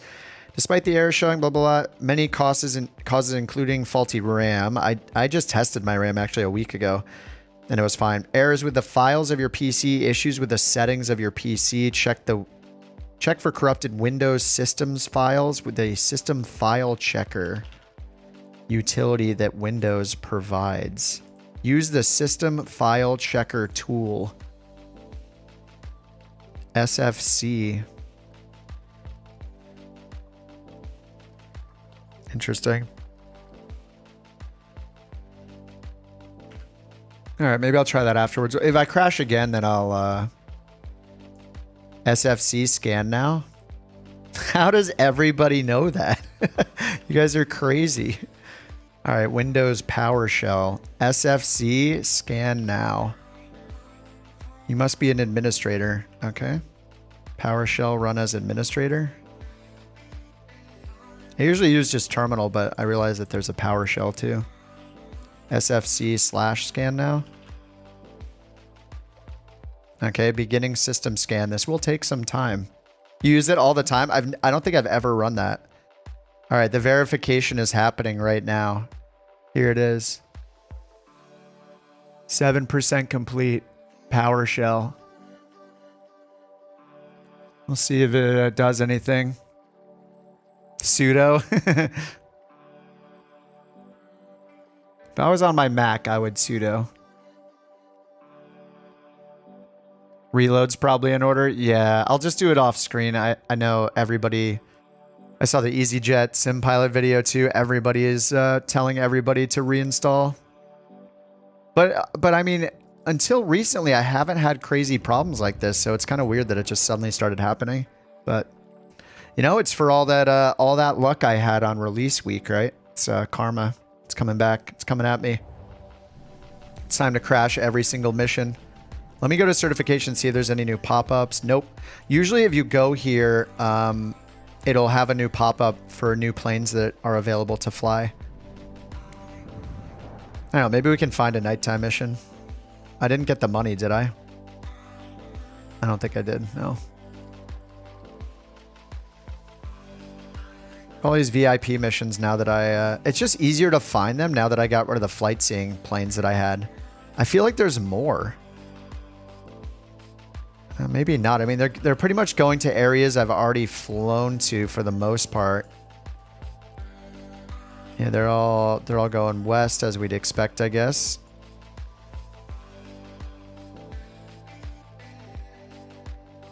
How much does it cost to bring my pilot over here? Let's just see if there's any nighttime missions. I mean, it's nighttime everywhere in the US right now. ES30, I do, yes. It said Windows did not find any system integrity violations. So, looks like I'm good. I don't know if that's all I have to do, but it says there are no violations. So, anyway, maybe just a reinstall will do it. My average income for ES30. I haven't even... Oh, sorry. I haven't completed a flight in it. I took off. I killed the engine and I turned around and landed at Miami. Did an emergency landing. That was the only time I flew it because there's no engine information. Unless they fixed it. Did they fix it? Does it show the engine information now? Not Steam. No, I... What's BIRK? No, I... Oh, Reykjavik. I have it through Windows. Windows Store. 15,000 fast travel. I spent a little bit of time just revealing tons of missions on the world map at one point. I was just traveling around doing this and just clicking dots.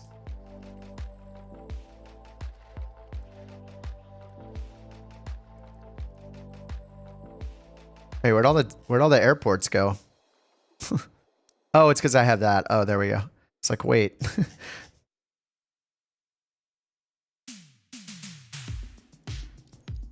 Fast travel.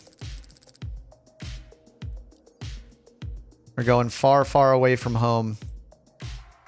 Now, I haven't done anything up in the Nordics, huh?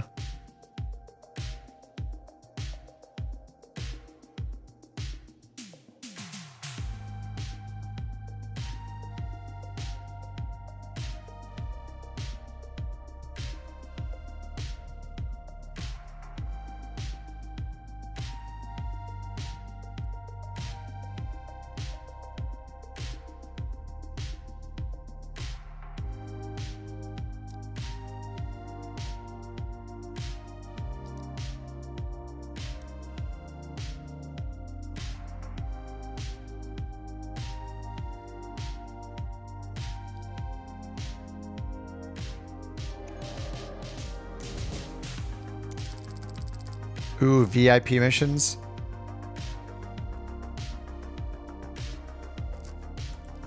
Maybe I'll just do a VIP. Oh, Helsinki? I could do Helsinki.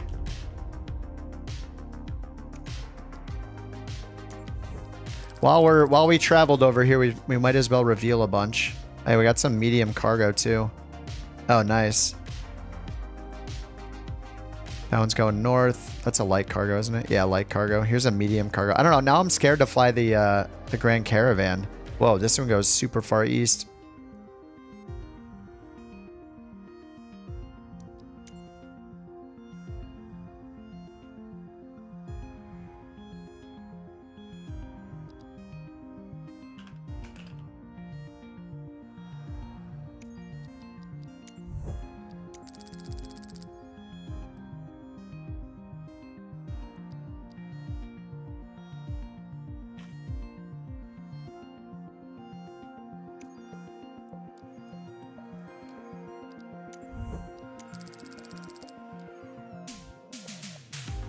Unlocking more and more. Here's another light.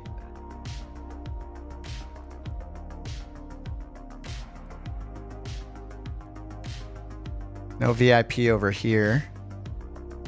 When's the next update? Somebody earlier said that Microsoft said Tuesday or Thursday. Apparently not today. Been doing the same thing. Kind of fun to seek the missions. It'll give you just a little bit more area. Yeah, it's cheap to just go anywhere you want.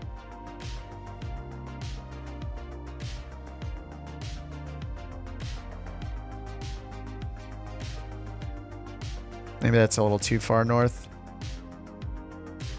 Still don't have Berlin unlocked.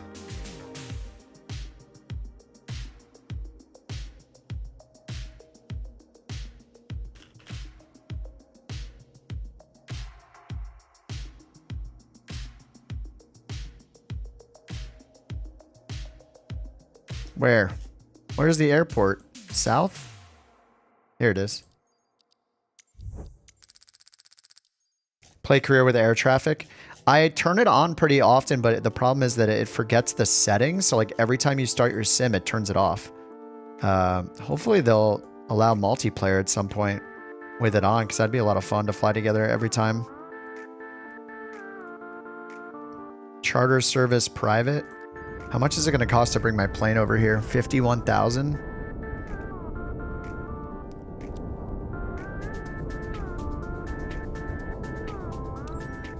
All right, let's bring the Vision Jet for 51K. Why not do something different? Do the Beyond ATC guest voice thing. Oh, if they ask me, yeah. For $10 million, I'll do it.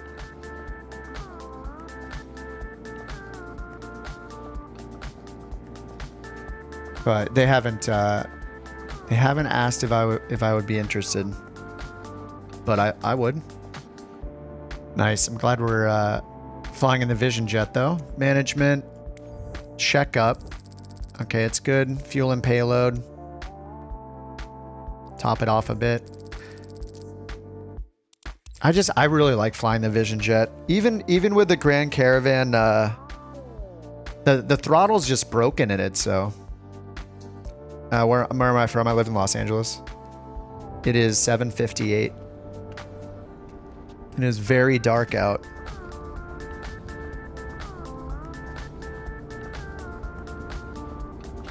Okay. I feel like I'm making the tutorial again. I love this plane. You're in LA? Heck yeah. Maybe eventually we'll have to do a LA couch captains meetup or something. Have some beers. Or some sodas if you don't drink a beer. Whatever your drink is. All right, request boarding. Passengers boarding is now permitted. Welcome aboard. Receive, Captain. They're on their way. Have a good flight. I'm starting the engine while they're boarding.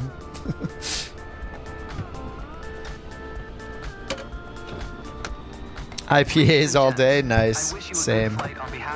Well, not all day, but you know. Hello, Captain. I was informed at the boarding that item network throughout the flight. Just wanted to let you know I really need you for some important calls. So, report. Important calls. Much appreciated.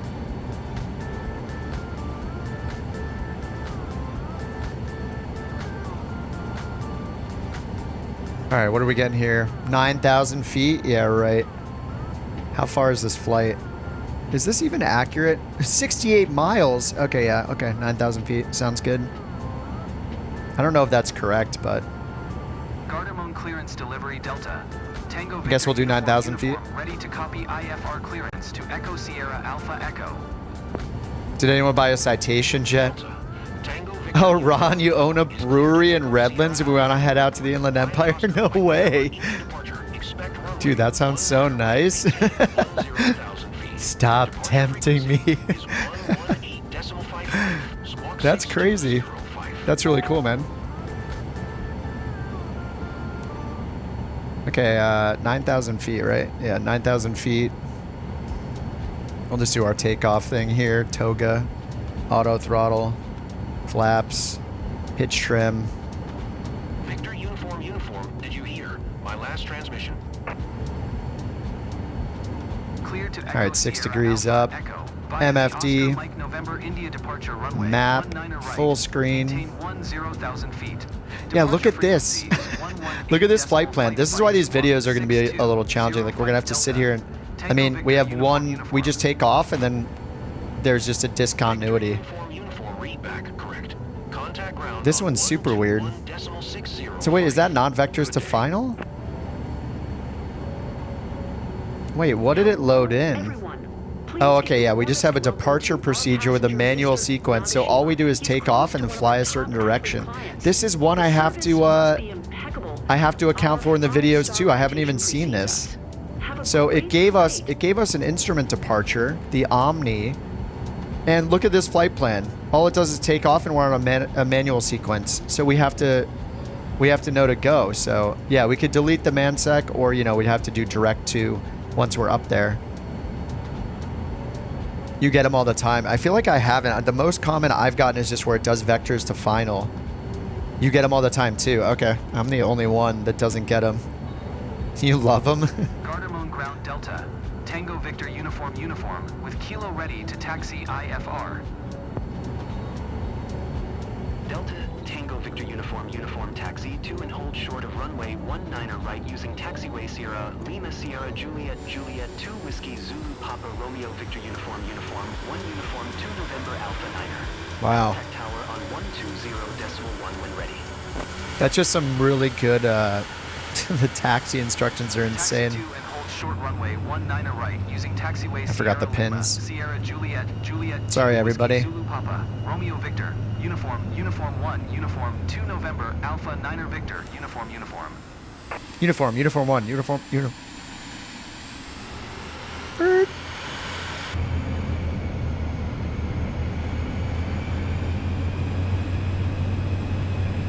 All right, this is gonna be. We'll see how interesting these taxi instructions are. Sound a little crazy. Oh, you're right. It's 2 miles. What the heck? Holy crap! All right, this is where we use 2x. Maybe even 4x. 2-mile taxi. Skip to takeoff, I guess. I'm just gonna skip to takeoff. It's just not worth it. Parking brake on, 1x, skip to takeoff. No thanks. 2 miles. All right, I undid the takeoff, so we have to do that again. So toga is hit, parking brake. Okay, flaps are good, pitch trim is good. Toga, and we're set. Oops, takeoff clearance.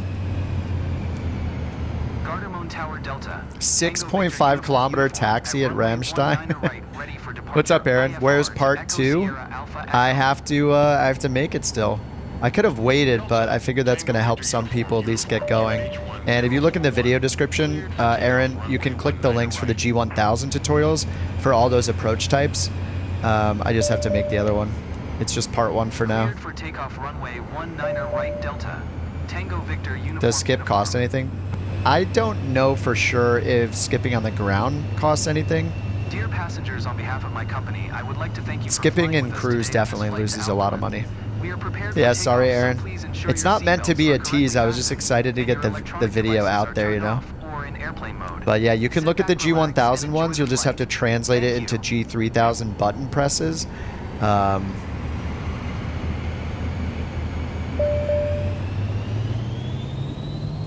I also didn't want the content in the video to say anything about the other tutorials not being there, because once they're out, it's going to be weird if people watch them when all 3 or 4 are available, and then they're like, what do you mean in the future? They're not out yet? So I had to speak as if all the videos were already out, if that makes sense. 85 knots. Thanks, Aaron. Yeah, glad it helped. And yeah, I'll be working on those this week. I just wanted to get... It's been a... I didn't stream yesterday, so I decided to get a couple hours streaming tonight. Hang out for a little bit. Thunk. 120 knots, flaps up. 500 AGL, autopilot on. Alright, let's hit nav mode. FMS is green. And I didn't set our altitude yet, so we can actually use takeoff throttle for up to 5 minutes if we want. Moto Center Delta, Tango Victor Uniform. But I'm gonna hit flight level change. Climb is enunciated. And I guess we're going to 10,000. Delta, Tango Victor Uniform. Ma'am, sec. Center QNH 1041 continue as planned. All right, so let's go direct to ROPA. Activate.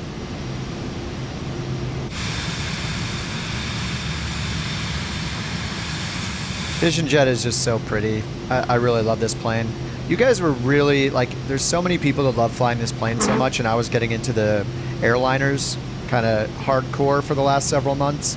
So I didn't fly the Vision Jet as much, but I really do enjoy it. It's very, very nice. Old Man Steve, thanks for the 5 gifted memberships, dude. Really appreciate that. Berg, Cole, Steven, Muscle, and Zeke, welcome to the Couch Captains, courtesy of Old Man Steve. Pull up your stools.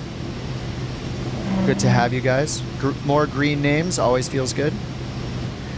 Surprisingly easy to land the Vision Jet. Yeah. And also the throttle, like when you pull the throttle to idle, it actually pulls it to idle.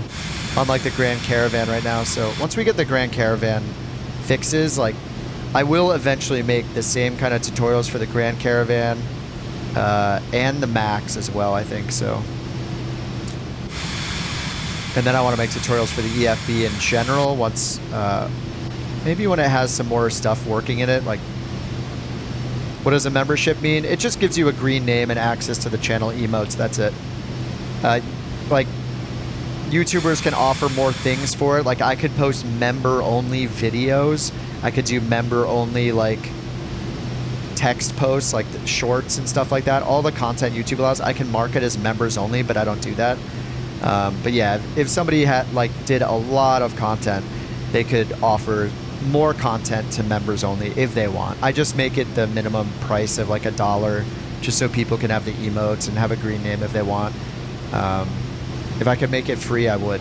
But yeah, I appreciate people joining for the 99 cents and gifting memberships. It's nice. So thank you. The default Max is borderline unusable. I had some decent flights in it. Starting it up is a little strange though. Like the APU and the APU gen lights don't seem to work, but especially if you skip to takeoff and then you go down to the CDU and set a few things, it's not that bad. It has some super unrealistic seeming things, like when I use the speed brake, the amount of drag the speed brake gives you is insane. I was doing like a 5,000 feet per minute descent with VNAV on. It was nuts. You know, one thing that Twitch has over YouTube is if you sub on Twitch, you can't control the prices of subs on Twitch, which are like Twitch memberships are called subscriptions. It's very confusing, but you can't control the prices, so those are like $6 a month. At that price, though, they get rid of all ads on the channel. I wish YouTube offered something like that, where they had a minimum. Say you had to make a membership at a certain tier. So like on YouTube, you could define multiple tiers of memberships and offer different things for those different tiered memberships. It would be cool if on YouTube you could offer $4 or $5, $6 a month feet membership that would get rid of ads on your channel, but that's not a thing on YouTube. They want you to buy YouTube Premium in order to get rid of ads everywhere. So that is one thing that Twitch has that's really nice. But you don't get ads. Well, on the live stream, I don't run the ads. There's an option to run ads during the stream. The only time I'll do it is like when I go to a restroom break, maybe once on a long stream, I'll hit the ad button. But I turn off the automatic ads because they could come in at really weird spots. It's up to the YouTuber if they turn the ads on or not. So if you see them, it's because they turn them on. Especially if you see them at random times, like in the middle of the flight, in the middle of a sentence, that's the automatic ads. It's optional to turn those on or not, at least right now. Hopefully they don't force it later. APU gen lights work. You have to wait until the APU fully boots up. Oh, really?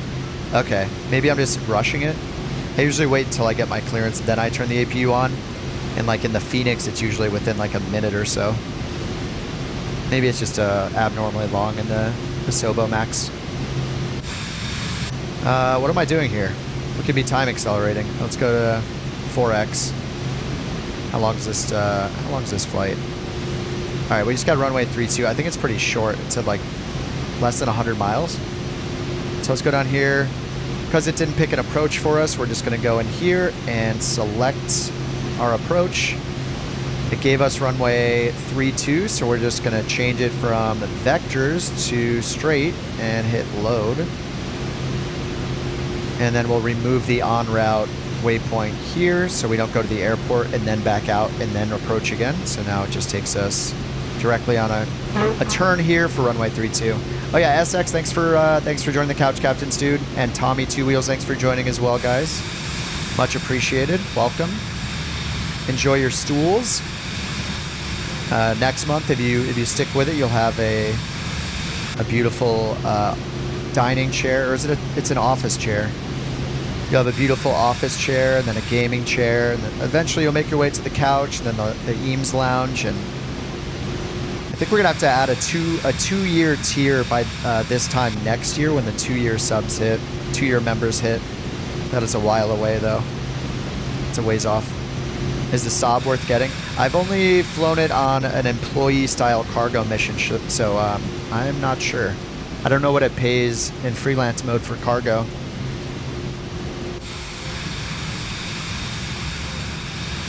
Grinding sightseeing to pay for the light cargo. Oh yeah, that'll take you like probably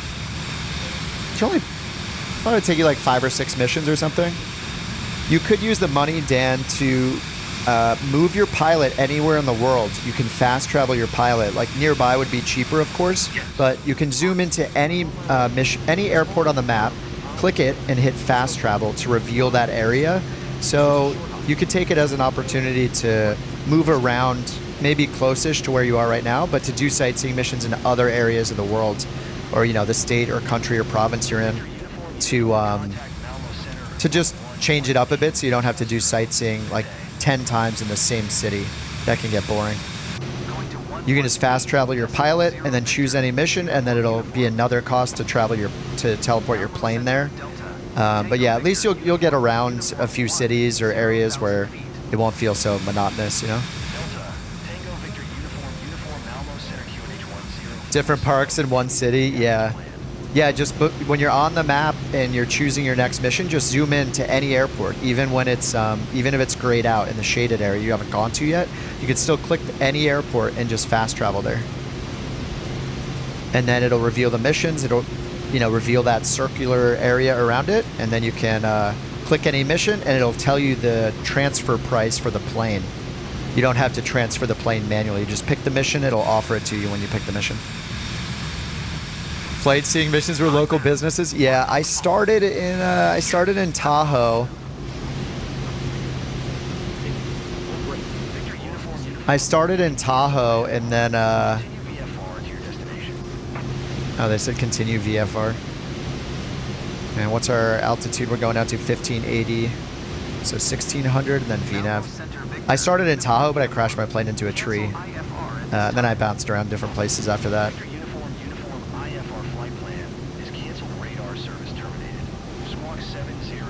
All right, we'll go down to 1600 and then just hit VNAV.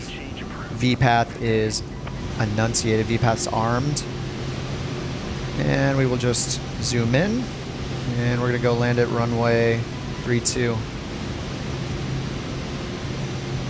Avionics Fly Club. Fly Club. Alpha Echo Traffic Delta. Tango Victor Uniform Tree. 7 miles west 10,000 feet inbound to land runway tree 2. It's like hopping on a commercial flight. Did I use sim speed? Yeah, I did 4x, but this is like less than 100 miles. So this is yeah, this is a very short flight. Maybe it was meant to be done in a Cessna or something. It probably was meant to be done in a Cessna.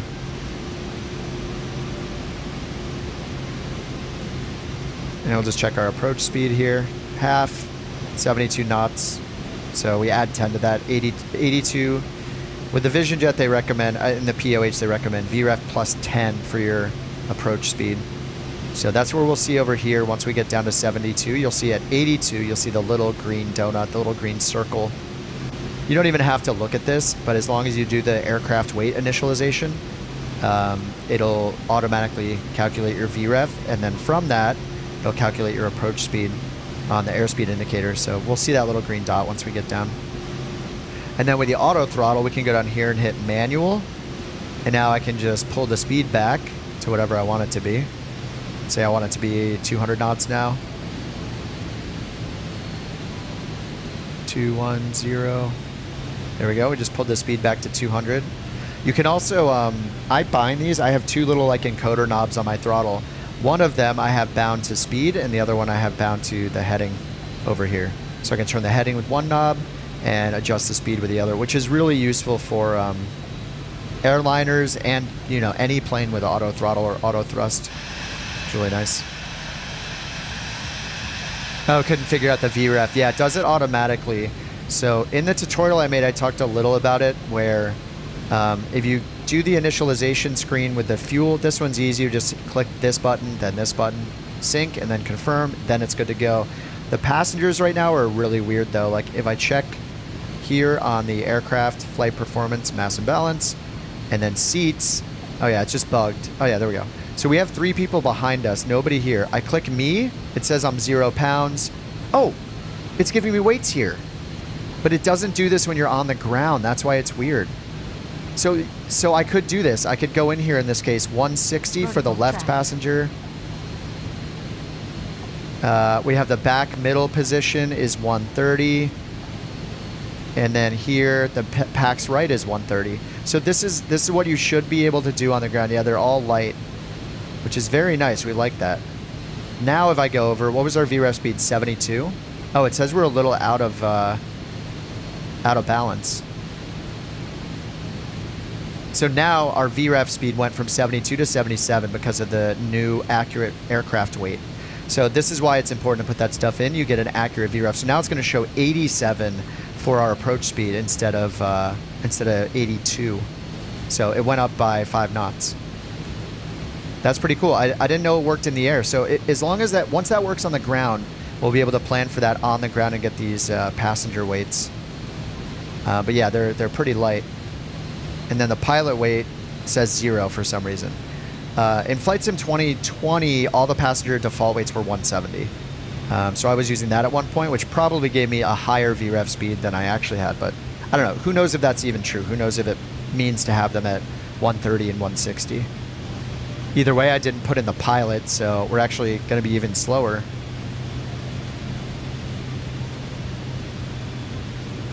I think I also want to cover in the next video using putting in the speed here. So if I want to do like 90 knots, put the 90 knot constraint and then give it back to the FMS, and it'll start slowing us down automatically when we get there. So we could say like 90 knots there, and maybe at this one we'll do like 120 or above. Supposed to ask their weight? Yes. For smaller planes, yes. Unless, as far as I know, yes, like you need to know the weight, but the bigger the plane and the more payload allowance you have, like if we had really light fuel and we knew we had like, you know, 800 pounds left that we could load as a payload, maybe we wouldn't need to ask. But yeah, I think like in any small plane, they're going to ask your weight because like we need to put that in to get accurate, not only the VREF speed, but you would want that to get an accurate rotation speed as well. So that's why when you like, I think it's probably less critical in a smaller plane, like to the pound kind of thing. But you know, I think there's some sort of threshold they use, right? Like, you know, on airliner flights, they assume some kind of weight per passenger. The passenger plus their cargo. Otherwise, because they can't weigh every passenger on a commercial flight. So there's going to be, I assume, some kind of tolerance, right? FAA recommends 180 to 185. Do they do, I think SimBrief uses, was it 235 or something? SimBrief does something where it's like 180 or 185 per person plus like 30 or 40 pounds for cargo. So it ends up doing like, I think it's 225 for SimBrief. Like 40 pounds for cargo and 185 for the passenger. It's like 225 or 230 per SimBrief passenger. They just have like a default expectation for the weight of the person in the cargo. But anyway, like if you know, like I know, like when I've been flying with my girlfriend, she's, you know, put in weights. Like she knows the weights of the passengers. So in a smaller plane, it's more important, I guess, you know, especially, you know, it matters how much fuel you take, but you're going to want to know fuel imbalance in every plane, right? Every flight, what the payload is, how much fuel is in there. So you have a total weight, total payload weight. What's up, Patrick? How you doing, man? Thanks, dude. Yeah, I'll try to get those other ones going this week. I probably won't stream as much this week because of it, but there's a lot to cover in the Vision Jet. Like I want to cover, maybe I need to make 4 videos. Maybe I need 3 for the approach and then 1 to cover the landing speed stuff. I'll probably just have to do it in each of the 3 videos. I want to make it as concise as I can, though. Like I might do... It's a little weird because like with the ILS, you might need to switch the nav source over right over here to get your localizer.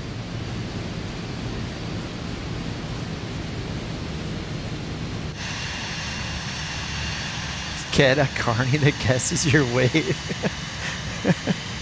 Struggling with the G3000 ILS setup.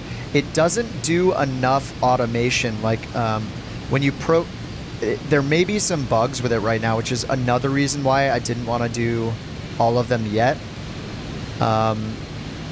When you load an ILS approach, it should automatically load the localizer frequency over here on nav1 and nav2, and it doesn't do that right now. So I think there's a bug with that. And then it also, I have not seen it automatically switch to green needles for the localizer when you're turning final, which it used to do. So I think we're just seeing some bugs with the ILS stuff. So either I'll have to teach the manual way to do it or wait for some bug fixes. I'll probably teach the manual way anyway because you want to double check those frequencies are in the nav radios.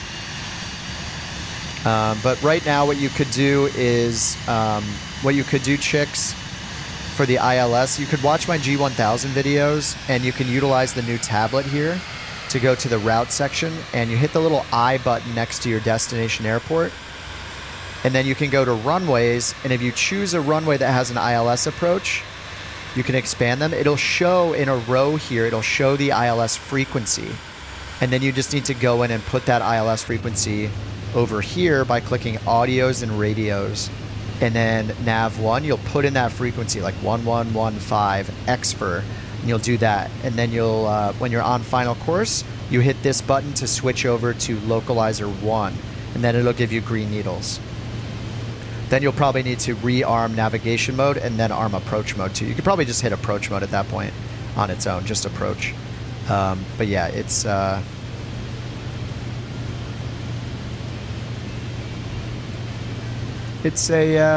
little bit of work right now. But you'll want to learn to do that stuff anyway. I'll probably teach that stuff manually in the videos. Right now we're just using, look, now it's slowing to the 90 knot speed I put in. The FMS auto throttle is pretty sweet in this too. I haven't touched the throttle once, so. Is the CJ4 bugged in career mode? I haven't, I don't think you can use the CJ4 or the Longitude, but I don't know if anybody's tried recently. I'm expecting a lot this week from Microsoft. We have a whole patch coming, and I'm also hoping, like they did for other planes, that they push some plane fixes as well that we're going to get.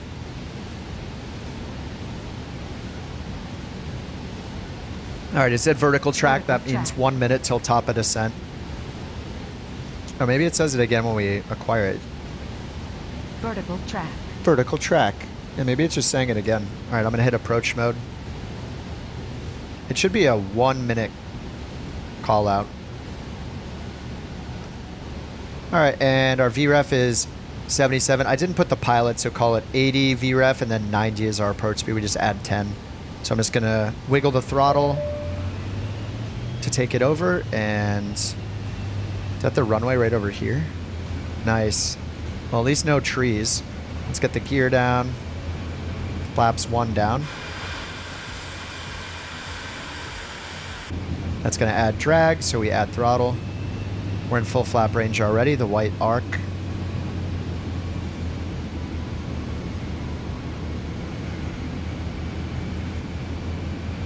All right, let's get full flaps and get down to 90 knots.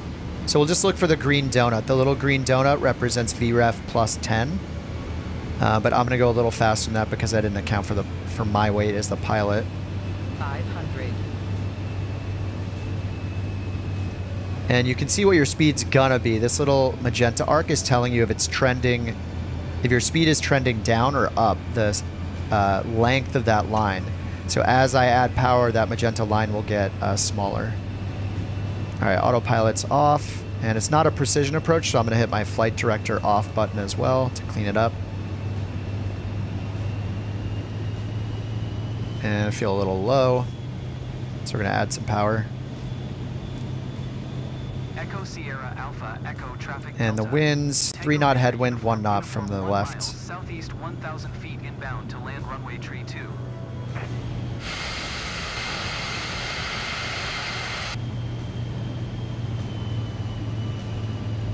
All right, now that we're over those trees, I kind of have to dive down.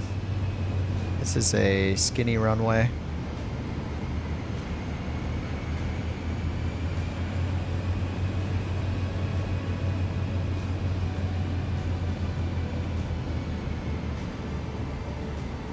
Luckily, our brakes are super strong. Please don't crash when I touch the wheels down.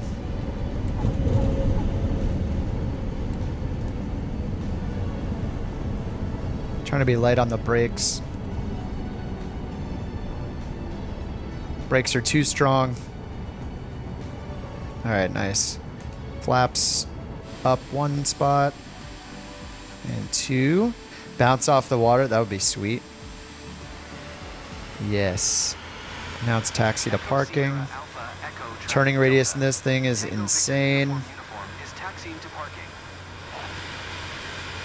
We're getting the weird dirt kick up effect.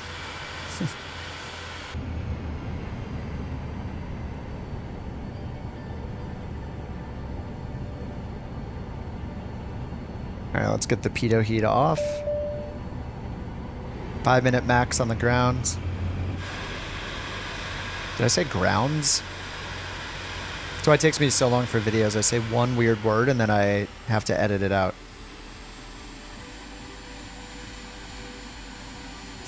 You want me to get the plane dirty, I guess. This is such a cool looking plane. Wait, who got the black plane on Discord? I have to go back and look who got it. I forget. Somebody got an all black Vision Jet. I'm jealous. All right, parking brakes, Control Shift E.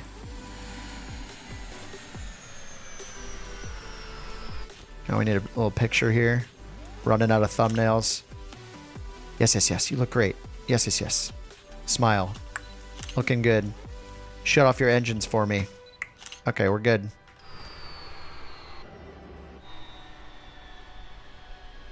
That was fun. Yeah, it's weird. I want the I just want the passenger weight. I didn't want to do the video yet because of the passenger weight thing, so then I had to be like, this might be a bug, blah blah blah. I hate doing that in videos. Like saying this might be different by the time you watch it. There we go. This is such a short flight. It's probably gonna pay like 100K. I mean, it was like less than 100 miles, I feel like. Oh, the speed limit. Oops. That is one problem with the toga speed instead of flight level change on takeoff. Does VATSIM work? I don't know. Anybody know if VATSIM works yet? Yeah, 76,000. That was way too short. Wait, was that an employee? No, that was my Vision Jet.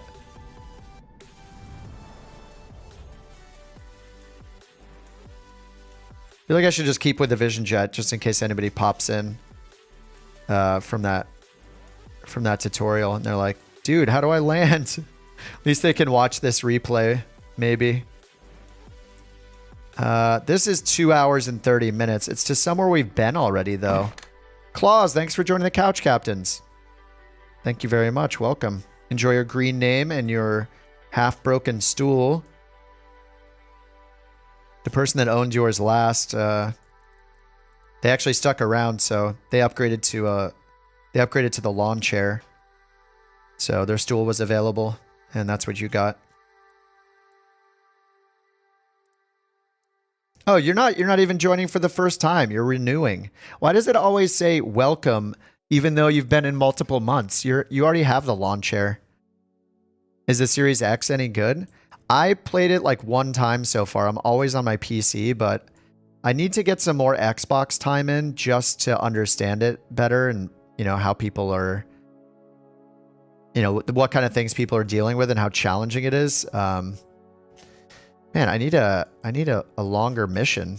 I guess I'll do this one to where we've been already, 2 hours and 30 minutes. This will be fine, I guess. 10,000 to transfer it. Maybe we'll get 200,000. What do we get? 200 or 250,000 for a longer one? What's up, Tucson? Your PC can't run the new sim. People say to get a PS5. Yeah. Yeah, it just matters what games you want. Unfortunately, there's a lot of exclusivity when it comes to games on consoles.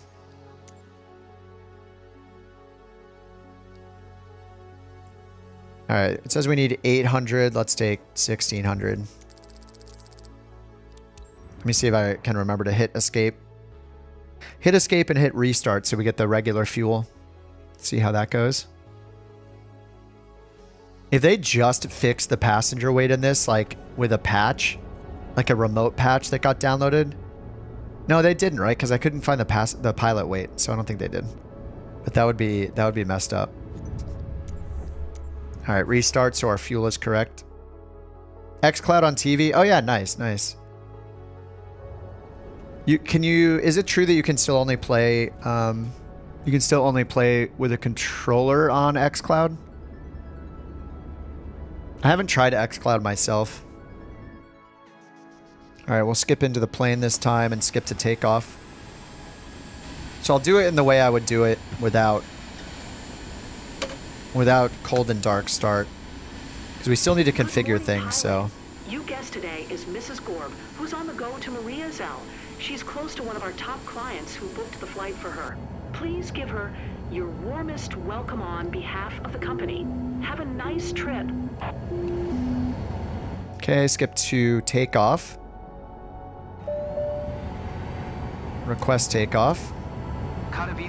Okay, we got 3 passengers, so all 3 main seats are filled. So we would just go down here, do the initialization.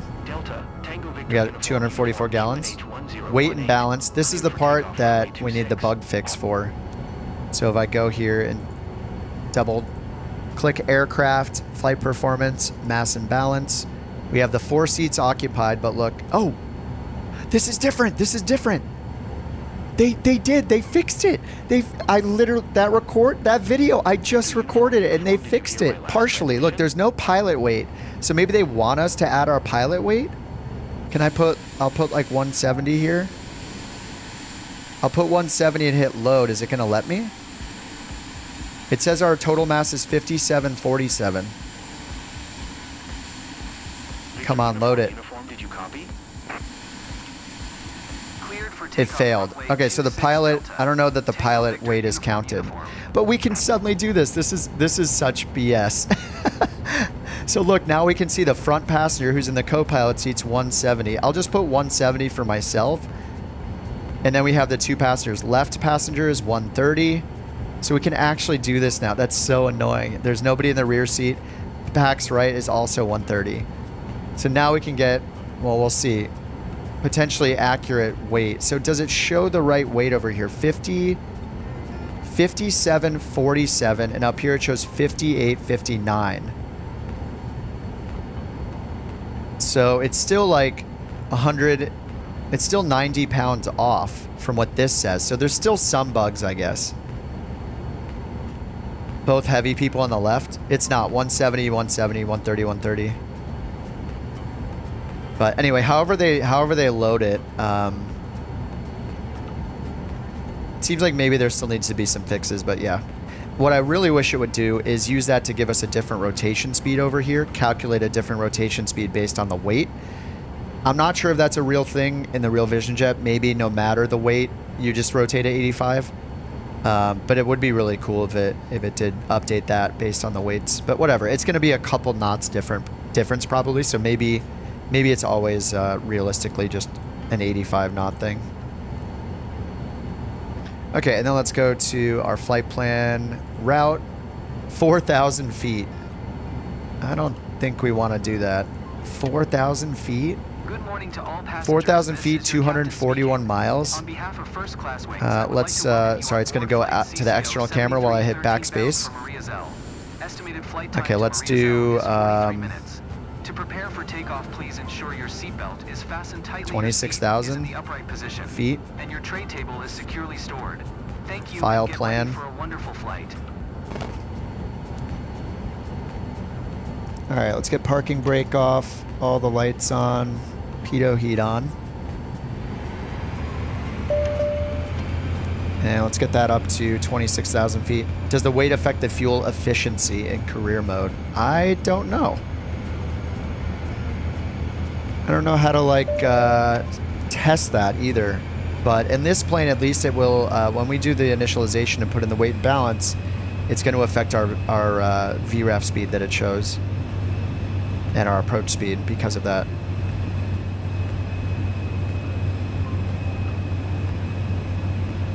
Density altitude would change the rotation speed. It would be nice if it took that into account. Yeah, we do get density altitude over here as well, right? Yeah, negative 440 feet. Most smaller planes have a static rotation speed at the cost of a variable rate of climb. Yeah, the climb V speed that's shown as well is static, it seems, in this plane. But I don't know if that's just, I don't know how different that is in reality with a real G3000. All right, let's hit the toga button and set auto throttle to takeoff. Oh, we still got the takeoff emergency battery.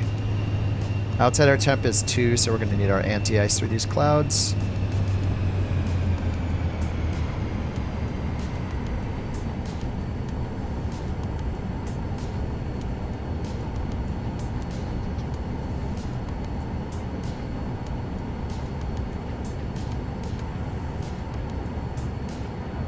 Alright, all lined up. Sync the heading bug.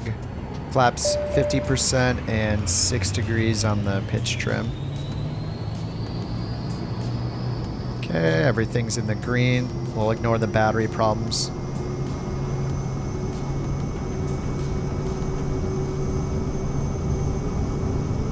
Oh, that's quite the wind. Alright, 50. 70. 85.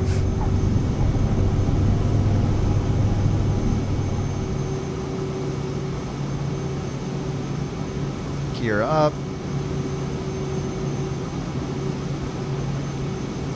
Little trim. What's up, Kevo? Your throttle keeps falling into idle. What do you do? Do you have the X56? Back when I had that. All right, almost 115 knots. There we go. Flaps up. 600 feet. Autopilot on. ATC. 127.45 Victor. Uniform. All right, sync the heading bug, heading nav, and flight level change. We're right on course already because we got a departure procedure. Assistance is off.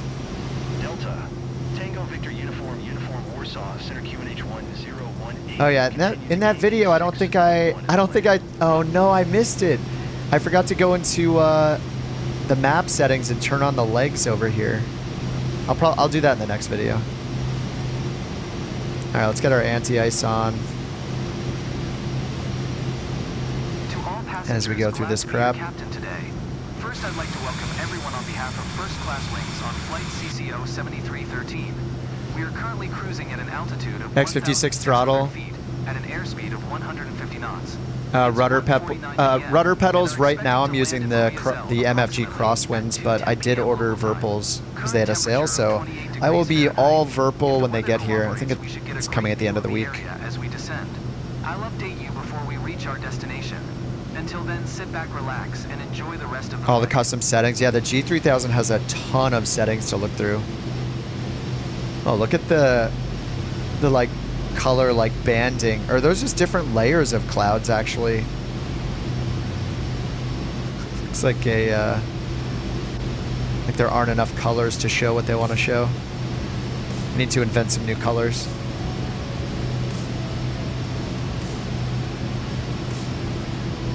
Night missions? I have no idea. Well, they are. The patch this week is supposed to fix some of the night lighting issues, especially with like the taxiway lighting. They said partially fixed, I think. Maybe when they do that, we'll suddenly get night missions. Hopefully. All right, Steven, have a good one, dude. We'll see you at that brewery at some point.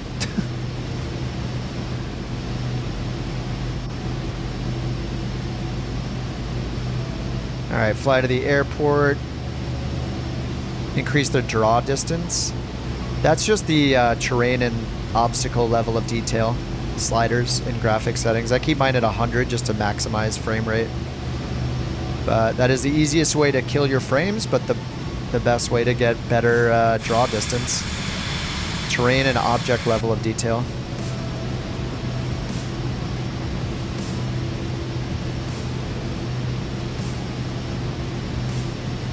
We're still climbing pretty good. Okay, right past this cloud we can probably get anti-ice off.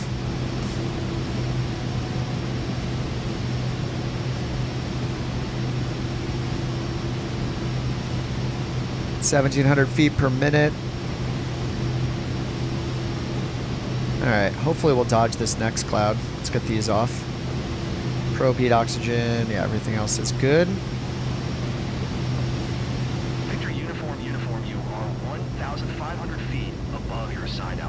Oh no. And maintain 6,000 feet QNH 1018. Okay.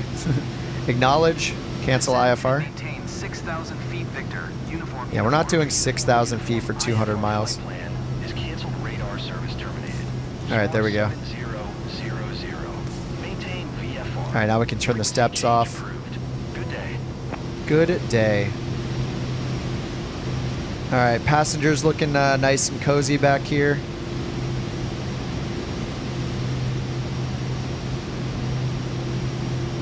My trees, I think I have them on high. Ultra is supposed to drain your frame rate.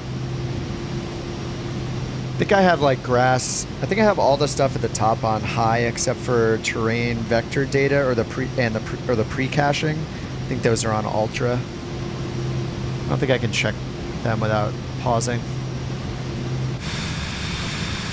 I have all the settings that I use on my site. If you go to kipontheground.com or couchcaptains.com, whichever one you prefer to type, both go to the same place. 4070 Super with an i9 good enough? I don't know anything about Intel chips, but I mean, any 40,000 series can totally use high settings. I'm on a 4090, so... Sorry, I mean, I'm on a 4080. Man, I wish. I'm on a 4080 original, not the Super, just the original, Founders Edition. All right, 10,000 feet. Any reason to keep IFR on? Just for the realism, basically.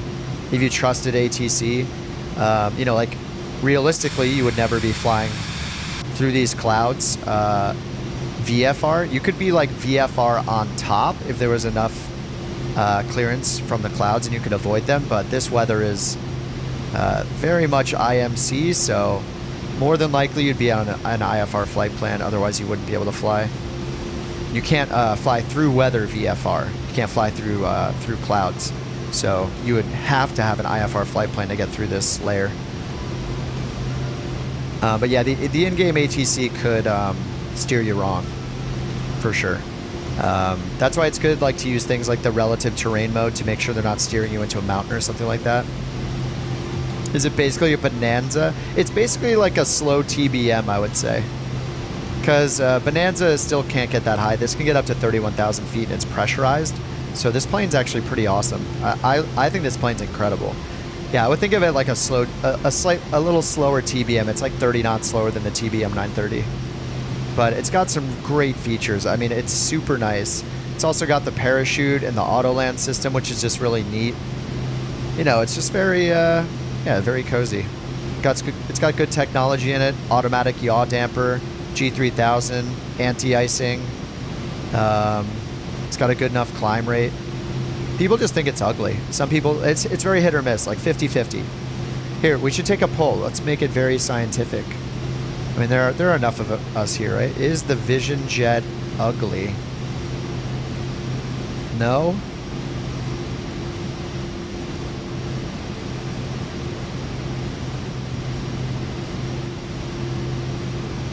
Here we go. Let's take a poll. If you think the Vision Jet is ugly, click your response in the chat, yes or no. No or yuck. Here's a good view of it. We'll give it a nice... We're not talking about the outside or the inside. We're talking about just the outside. The inside is obviously nice and luxurious. Is this ugly? A lot of people say it looks disgusting. It looks like an egg. It's like too curvy and weird. But I mean, I think at the same time, those same people that say it looks egg-like, I bet they think it's cool that it has a V-tail. Like, the V-tail looks kind of cool. Just like when you fly the V-35 Bonanza, V-tails are rad.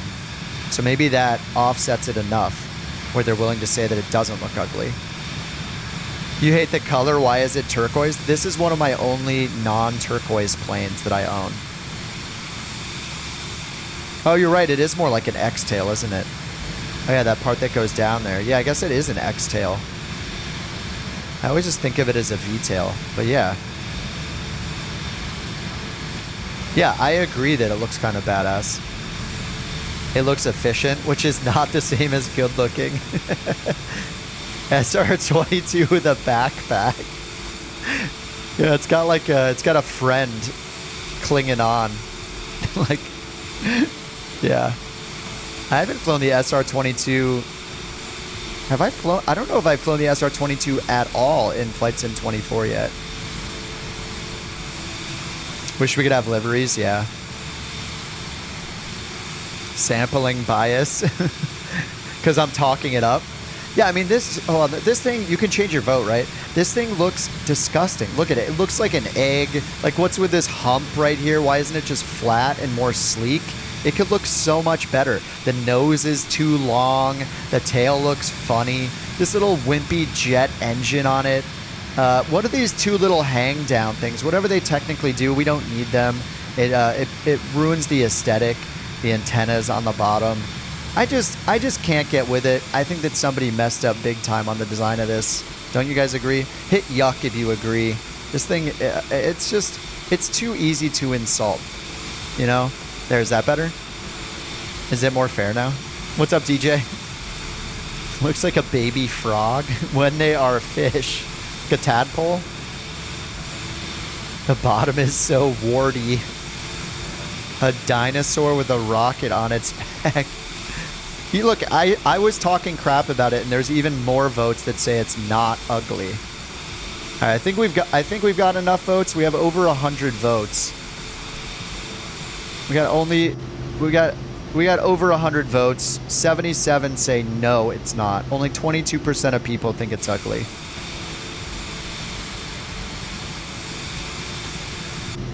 Baby shark song. All right, let's go to 2X finally. Actually, we'll do 4X. It's adorable, you know it. I love this plane. I just had to try to balance out because I was complimenting it too much. Sorry.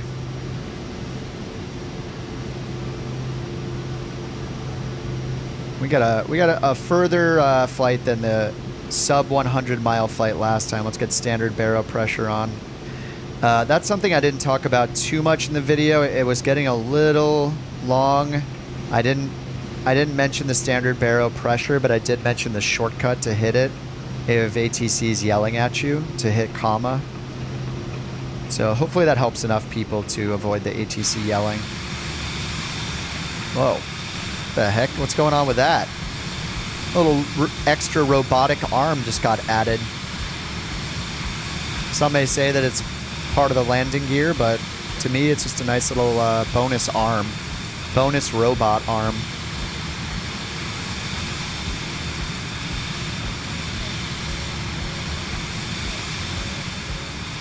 Wenbor is asking if the PC-12 makes more money than the Caravan. I think it's similar. I haven't flown it myself, but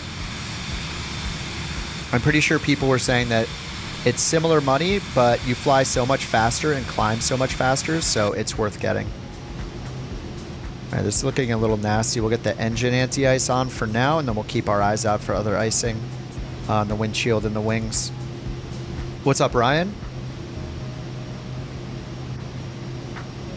Yeah, I know it's a landing gear without the wheel. It's we'll just pretend it's a futuristic robot arm though. I think it's cooler. Definitely want to get this plane. Yeah, the Vision Jet is so nice to fly. Like it really does feel like luxurious when you're flying it. It feels so nice, and especially when you're doing career mode for a bit, and you're flying the 172 for like a week or whatever. It is very, very nice to switch into this. Honda Jet, yeah, I haven't flown the Honda Jet for a long time, but it's made by the same developer, Flight FX. They made the Vision Jet for 2020 and the Honda Jet. All right, we're up to 26,000. Maybe we need to go a bit higher. Our top of descent's not for a while, right? Yeah, we have 38 minutes. 38 minutes for the entire en route.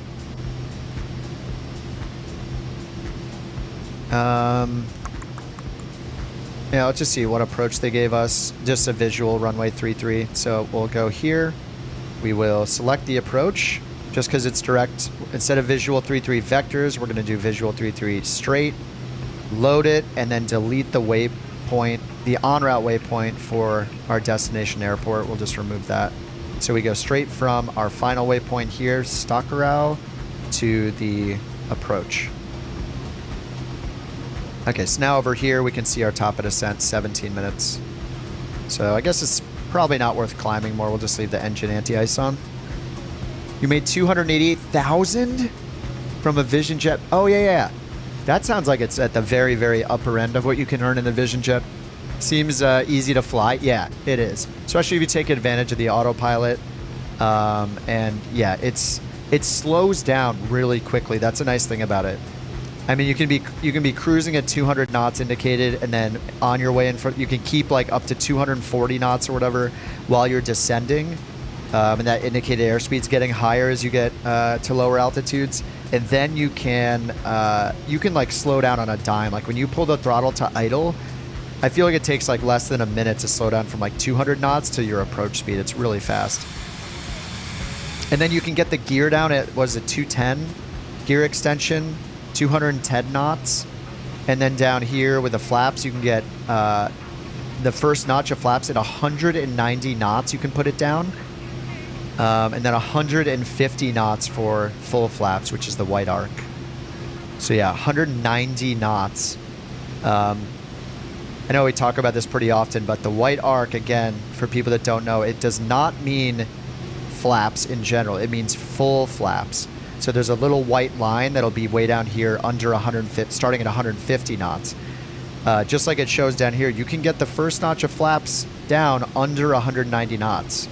So, I mean, we're almost 190 knots right now. So there's no white arc here, and you can do 50% flaps under 190 knots. So keep that in mind. It's an easy way to slow down. Like, look at the actual flap speeds and the gear extension speed, because if you need to slow down, especially if you're in a descent trying to catch up to a glide slope or get lower because you didn't start your descent soon enough, look at those speeds for your gear, the speeds for your flaps, because generally you can get the first notch of flaps out way before the white arc.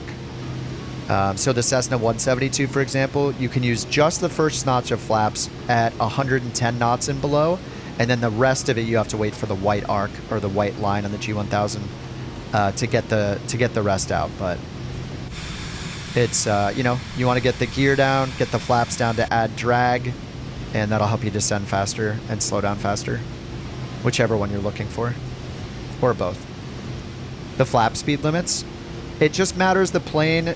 The nice plane designers put them right where the flaps are, right on the flap control right here, so you can see 190 and 150. Same with the gear. Here you can see the maximum extension speed, 210. And then retraction speed, you don't want to have the gear down when you're taking off, when you get to 150 knots, you want to retract it before you reach 150 knots. But you retract the gear as soon as you take off and have a positive rate of climb. You just get it up right away. Other planes, it just matters. You can look around the plane. Sometimes there'll be a metal like placard pinned to the side over here that'll have different speeds on it. Sometimes you can find them like up above. Sometimes you can find them near the gear handle. It'll have all the speeds, especially in the airliners that have a lot more room. There'll be a big placard with a bunch of posted speeds in here for both gear and flaps. Just look around the cockpit and try to find them.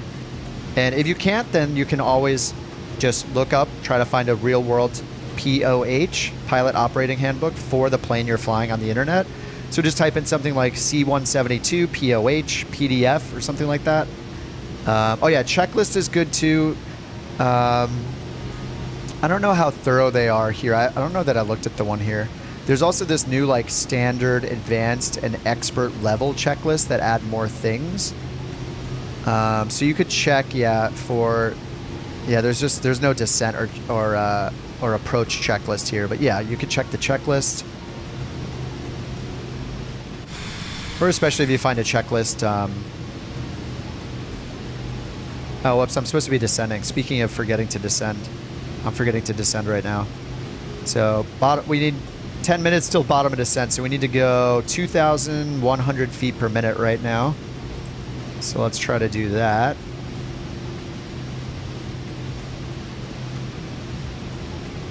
So see if we can catch up to that vertical path. All we have to do is go faster than this magenta vertical speed indicator here, and we will catch up to it. So I'm going to move it down until it's below that. Keep moving the selected altitude down. Since we have auto throttle, it's going to pull it back as best it can, but we may still cause it to overspeed because we're commanding this specific feet per minute. So ideally, actually, I should go here and hit flight level change and then take off auto throttle and give it some power. So now our throttle setting is essentially controlling our vertical speed instead of our airspeed, because it's going to keep pitching to maintain that airspeed. So I just need to bring this down to our final approach, or our final speed, which is actually right up here because there's only one waypoint, 3655. 36. I'll just round it up to 37 to be safe. So yeah, in flight level change mode, we're commanding a speed for it to follow. It's following the Mach 0.51 speed. The more power we pull out, the faster we'll descend. So you can almost pretend like your thrust right now, your throttle lever, is controlling the vertical speed when you're using flight level change mode. So if I want to descend more slowly, I just add a little throttle and we'll see that vertical speed come up here. So I'm just pretending that this feet per minute rate is my throttle when it's in flight level change mode.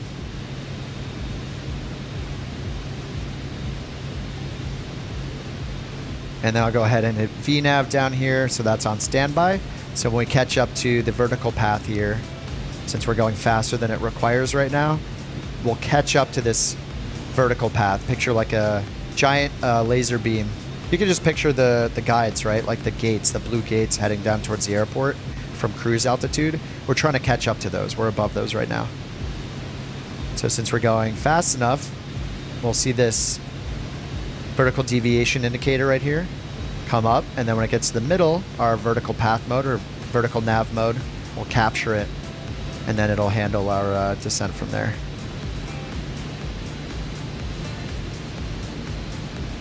It feels like a personalized tutorial. Yeah, if you have questions, ask them. I mean, this actually helps me practice for making the videos too, and pretty often, like more often than not, somebody's gonna ask a question, and I mean, I don't know everything, you know?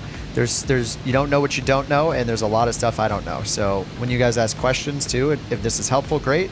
If you have more questions, a lot of the time somebody will ask me something, I'll be like, I have no idea, and then I'll write it in my notes, and then I'll try to learn about it myself, and then I can tell the next people about it or put it in the next video or something. So I'm also trying to learn all the time. All right, so we're catching up here. Once we catch up, it's going to change it from flight level change mode to vertical VNAV mode, vertical path, or I don't know what this one shows. Does it show V speed? We'll see. All right, we're pulling the throttle out because we're coming up on overspeeding here. And are we icing up? We're at negative 20 degrees. I don't really see too much icing on the windows right now. Alright, I need to increase the throttle because we're descending so fast. Yeah, okay, it's gonna hit the brakes basically. Alright, I'm gonna give it control of the throttle again by hitting auto throttle. Alright, let's get the other anti-ice switches on. Yeah, altimeter, thanks. We'll just hit comma. We actually have to right click because I had the pre-selector on. We can check the altimeter at the airport too, see if they have weather there. Flight planner, and then we'll click route and click our destination airport, the little I. We'll go to weather. No weather is being reported, so alternatively we can try to find a nearby airport.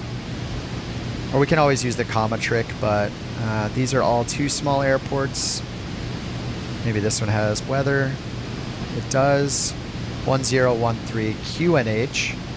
So we have it set to inches of mercury for the United States. So QNH, I need to go to PFD settings, scroll way down and change it to QNH. Hectopascals. And what did I say? 1013. There we go, 1013.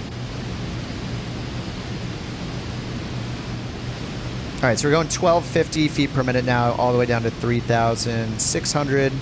This is another circumstance where, like, in reality, you would be on the IFR flight plan still, and ATC would be giving you headings to fly or altitudes. Since this is an untowered airport, I'm guessing, like we have a visual approach, there are no other approaches available there. It's going to be a small airport. ATC would have a minimum vectoring altitude for whichever sector you're in. And mattering where you're flying, they would only be able to give you instructions down to a certain altitude in the area you're flying. And because of that, if the weather is too bad there and there are no instrument approaches available, if there are any real pilots that can correct me if I'm wrong, I'm pretty sure you would just have to leave, right? You can't get under the weather.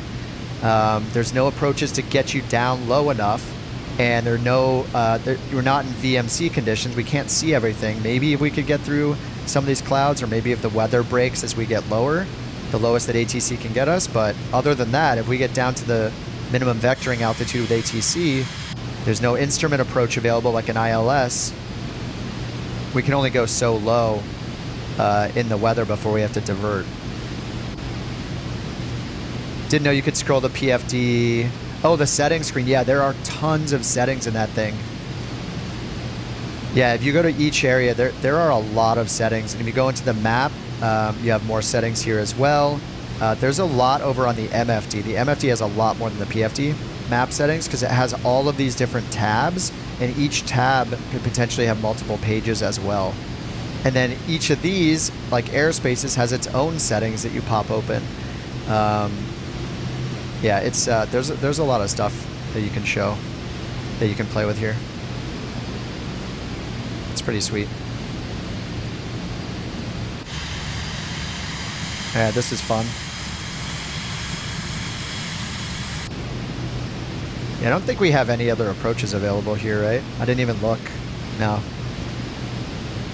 We just have 1.5 and 3.3. These are the visuals. These are not actual instrument approaches. They're just advisory approaches from the Garmin. So, but we got a ways to go down. If we look at the weather at the other airport nearby, it says few clouds at 500 feet. So, and broken at 4,300. So the ceilings are 4,300 feet. So if we can dodge those clouds enough, the few cloud layer, then we should be okay.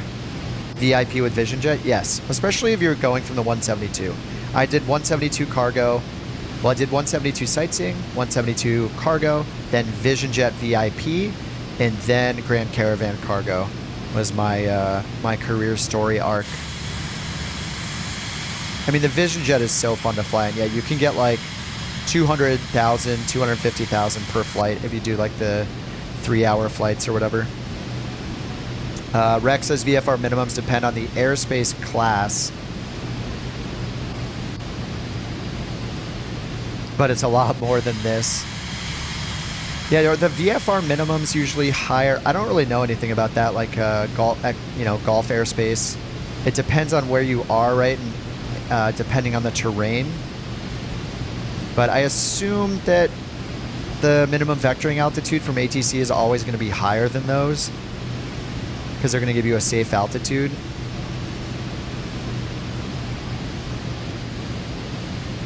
I also don't know offhand how the minimum vectoring altitude compares to like MEAs, MEF, or ROCAs, all of those IFR en route altitudes that you get from the IFR charts.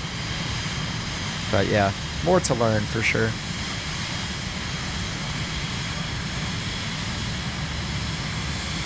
We got a mountain right in front of us. All right, altitude selection. This is I do have the relative terrain mode on here, so it's green. So that should be more than 1,000 feet of clearance, I think, over this. And let me turn it back to real time. Oh, I was in real time. Oh my god, I thought I was not in real time because of how bumpy it was.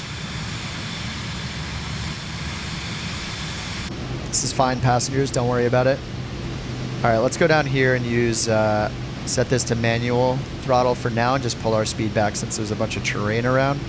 I don't want to be going max speed right now. Let's go down to 180. There we go. All right, and we stopped the descent, so yeah, the runway is below us right now. The runway is coming up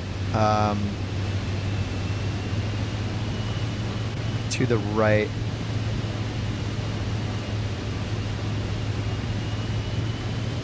All right, looks like we can keep descending a bit, so I'm just gonna vertical speed it down. Actually, I'll just flight level change it since we're in we're manually changing our airspeed here. So let's see how fast we can descend at 1,700 feet.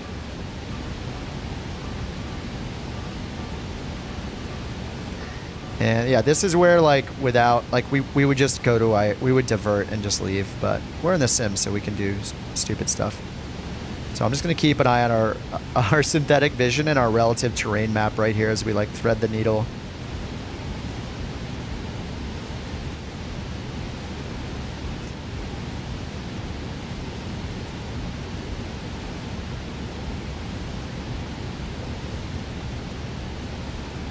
All right, we're seeing some yellow. I'm slowing our airspeed, so that'll slow our descent rate as well.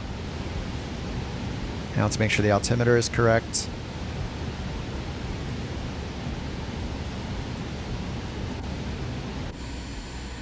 This is fine, this is fine.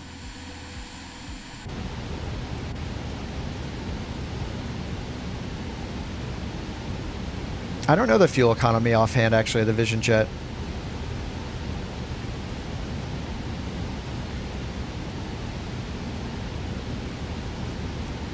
All right, I'm gonna get one notch of flaps down to help with our rate of descent. You can see our rate of descent increasing just because of that. Sink rate. Oh, is that the airport Sink right rate. there?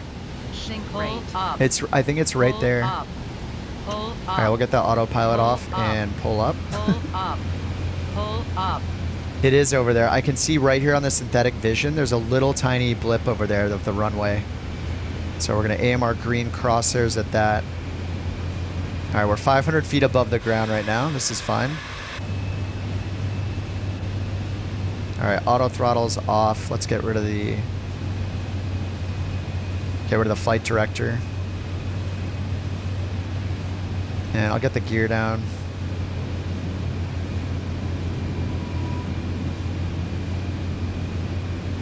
So I'm just gonna keep that green crosshair. You can barely see at the bottom of my screen aimed at the runway. All right, full flaps.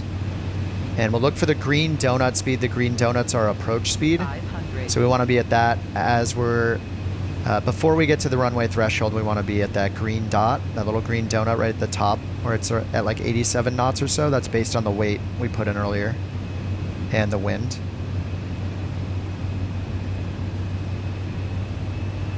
All right, so just watching the green crosshairs. Got some snow. All right, we got full flaps, 3 greens for the gear down. And we're almost on our green dot speed.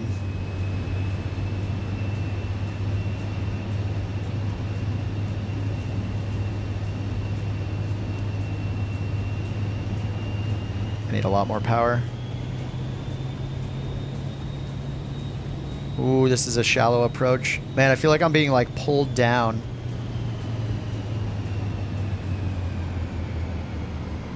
All right, this is gonna be long, but our brakes are very powerful. Ooh. I have to replace the brakes after this.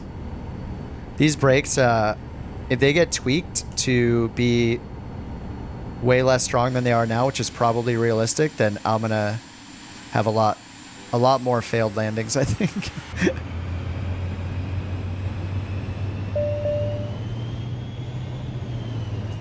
All right, flaps up, anti-ice off, probe heat off. Ooh, that was fun. Okay, that was a little sketch.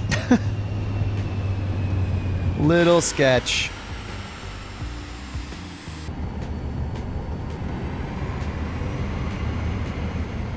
Did I use the brakes or chuck the parachute out? I would love to throw the parachute out. I saw that Reddit post of somebody that threw the parachute out on Takeoff or whatever. They deployed it. It was pretty funny, the animation. No patch today, Hawks. At least not a client-side patch. I just assume that they're changing things all the time. Like all the live stuff is changing all the time.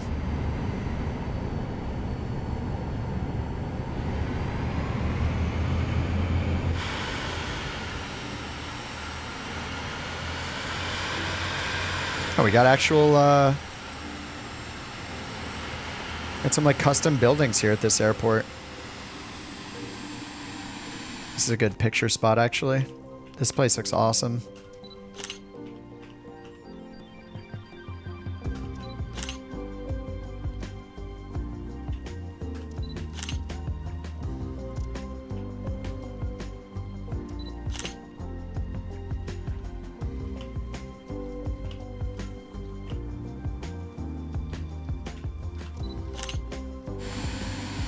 Unfortunately, you have an egg. It's a beautiful egg. Alright, parking brake off. Where's my parking spot?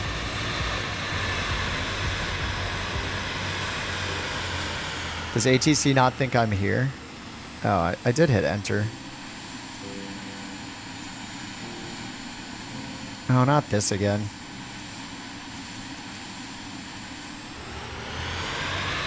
I'm a little scared to skip to shutdown. I'm just going to go off here. See if it cycles to the next step.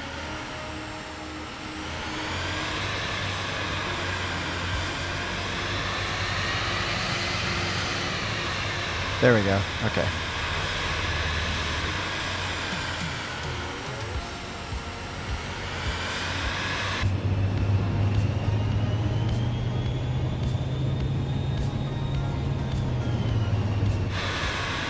Oh, this is like on an uphill. Little bit of an uphill parking spot here. Well, it wasn't the best flight, but we made it. It wasn't the Anyone best knows flight. why we booked a taxi now?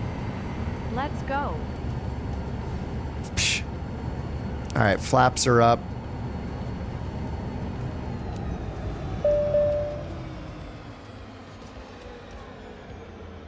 Get all my switches off. There we go. We made it. Was that that was, I think, a 2.5 hour flight, according to the map.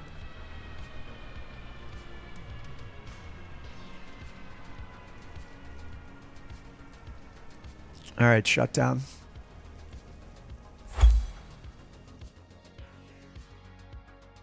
Success. Airline procedures. What did I do? I wish they would give us details of what each of these means so we know how to improve. It's so cryptic. do you mean airline procedures? Great flight. Appreciate the tip. All right, 215K. No problem, Zeb. Yeah, 215K is not bad. Oh, the cookies. That's true. If we were in the FSR 500, and I can't believe that tornado mission took me from S to D. That's just messed up. It shouldn't. I think they mentioned a bug fix around that where it's not going to penalize you as much for one bad flight. You go from the 100% rating to 0% in one flight. Makes no sense. Oh man, I still need... Oh, I need so many more of these. I need 7 more cargo with A or above to get the Saab cargo. Missions.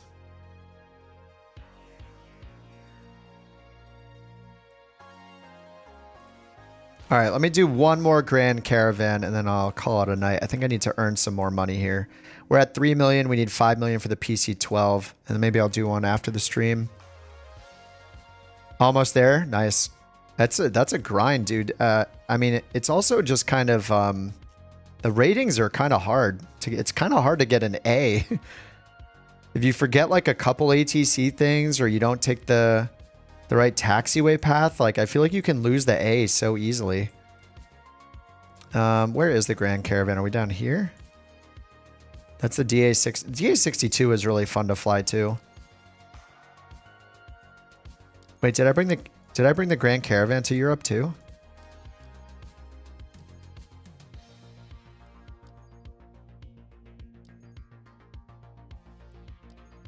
Oh, there it is. What is wrong with it? 21,000. I just flew it. Flight could 800,000? Oh my god, it counted as a crash, didn't it? Wait, what? How did it say 800,000 but this is only 98,000? Wait, what? Look, 800,000, 110,000, 98,000. What? I'm just going to hit this. It's because I crashed, because the sim crashed, it like broke the plane?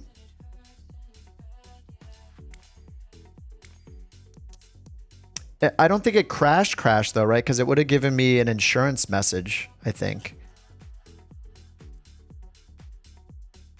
All right, so we can go south, west, or south. These go to different spots. I guess this one. 3 hours and 30 minutes. This one's only 2 hours. We'll do the 3:30. How is that only 2 hours? They're like the same location. They're so close to each other. There's no way. This one's almost twice as long. We'll do the 3.5 hour. Maybe it's because the weather's... No, I don't know. Anyway, we'll do this one and we'll do the 16x 0 feet per minute trick.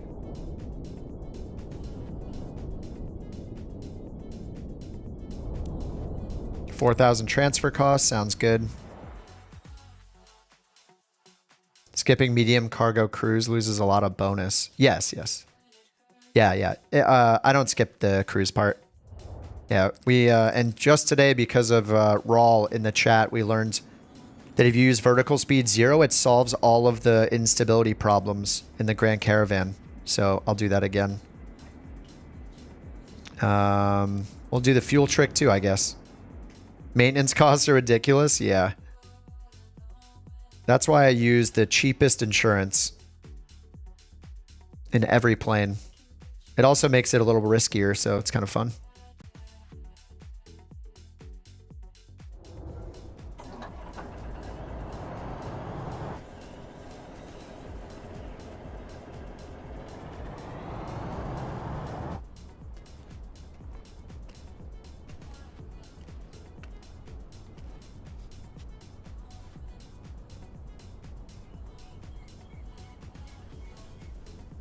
All right.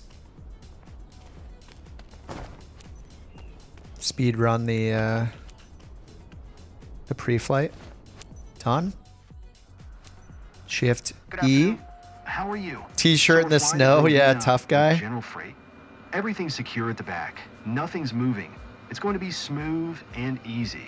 All right, let's get lights, and Yep, Our that's good. sensitive cargo containers are built to handle turbulence, but maintain a constant flight speed. All right, so we got Let's keep our VFR, delivery VFR on both time ends and safe. for our approach and stuff. So if the weather's really bad, then that's not going to be fun. 11,000 feet. I guess we can trust them for now and then go VFR. Cancel IFR if it's bad. Now it's taxi. Charlie Zulu Sync Romeo the altimeter. Juliet traffic Cessna, November 97021 is taxiing to runway tree.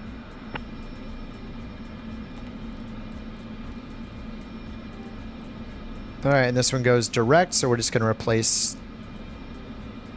Actually, we don't even have to.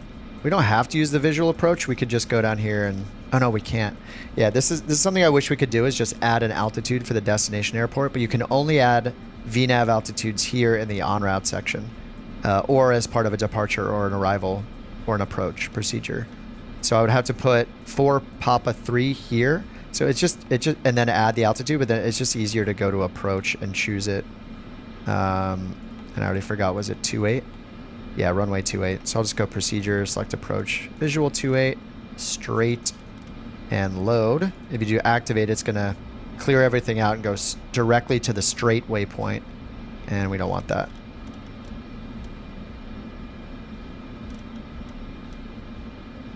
Okay, that looks right. All right, flight plan's good. We got the weather, connects radar turned on down here in NextRad.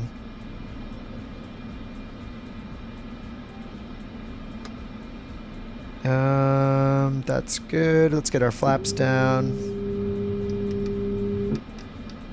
This pitch trim is fine. Rudder trim is neutral. All right, brakes, taxi light.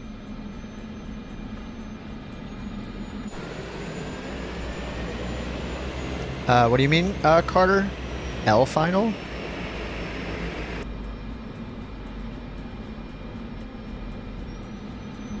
Have I fast travel cheated yet? What is?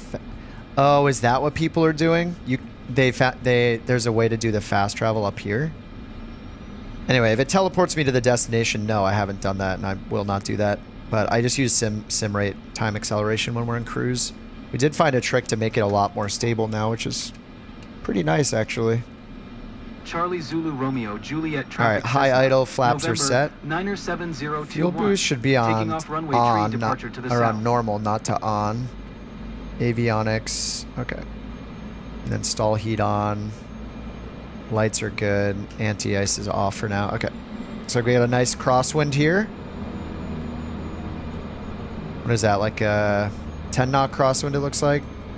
Gusting 12 or 13.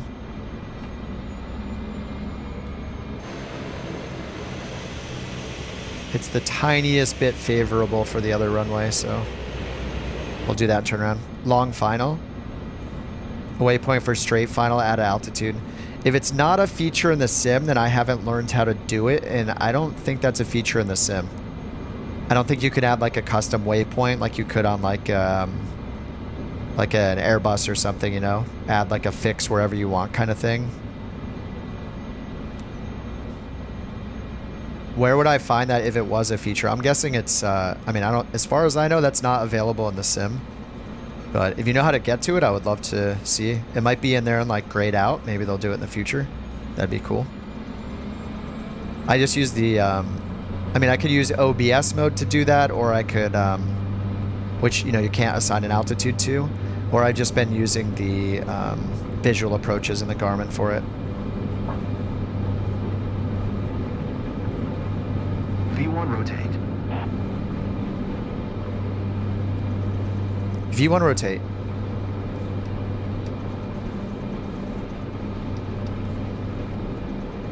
The trick, we'll do it when we get in cruise, but instead of just change from when you're in cruise using autopilot and you're using altitude, you have altitude hold mode on, so it's holding your altitude.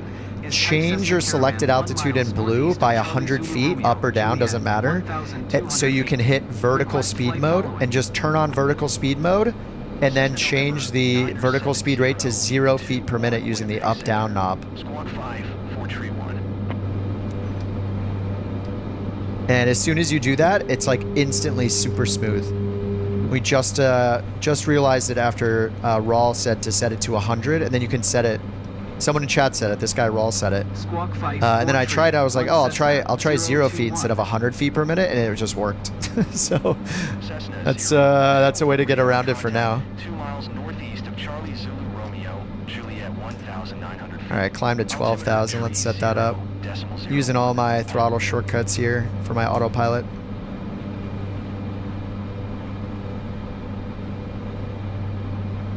All right, 12,000 feet. We will acknowledge.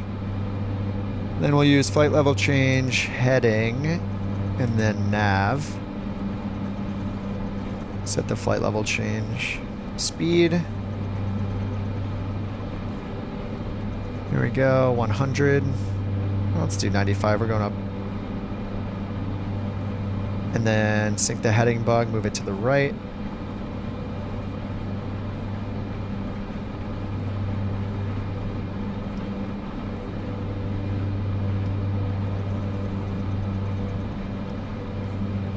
Alright, yaw damper can come on, whoops.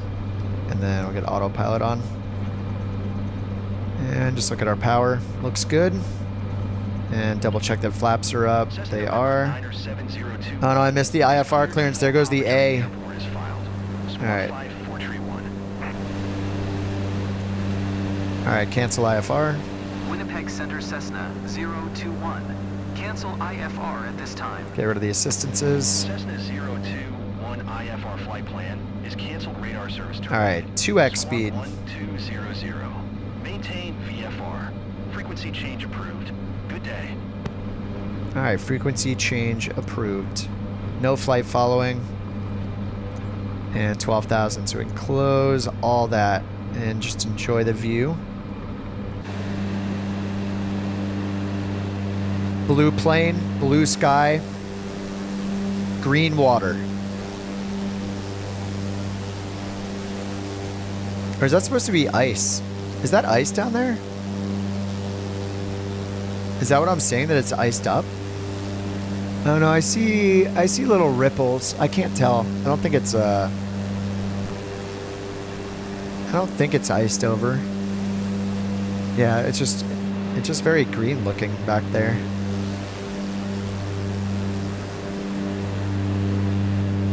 I think the lakes do freeze over when it's cold enough.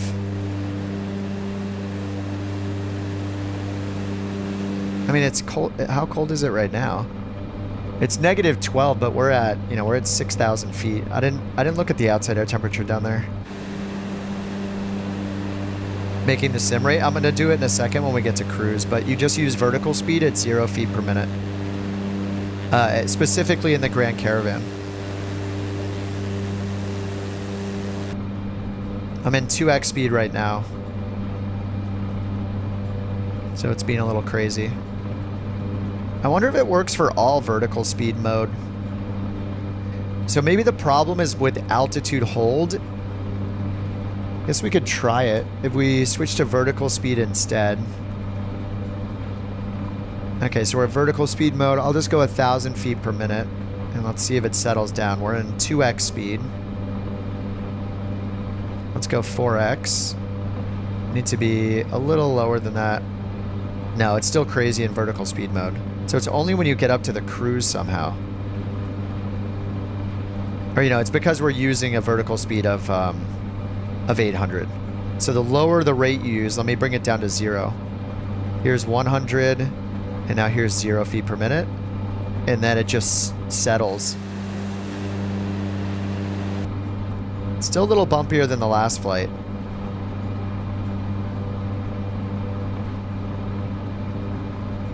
What am I in right now? 4. I'm in 4x. Okay, here's 8x. 314,000 from Vision Jet. Nice. Dude, that's a lot. I don't know if I've gotten more than like 200 something. I feel like that's been my limit, is 2 something.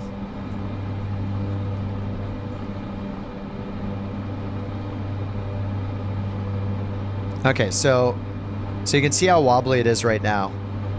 So we're in 8x speed, and it's starting to do the porpoising thing and shaking a lot.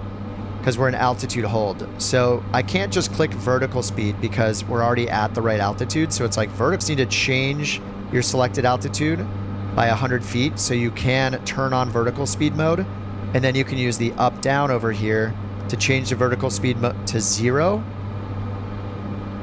It's still a little shaky. We are in 8x right now though. This is not as bad as it usually is though. So if you look, we're not going crazy porpoising up and down.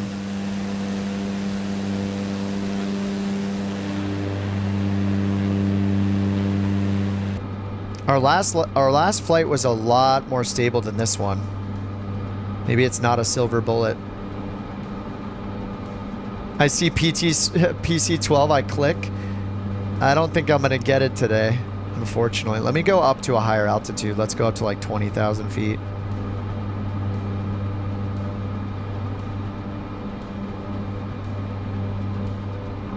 Yeah, the shakiness is just turbulence. Yeah, I'm just gonna get up a bit higher. But it's still way smoother and it's not doing the up, down, like porpoising altitude thing that it does in altitude hold mode. I mean, we're in 8x right now. But we are still climbing, so.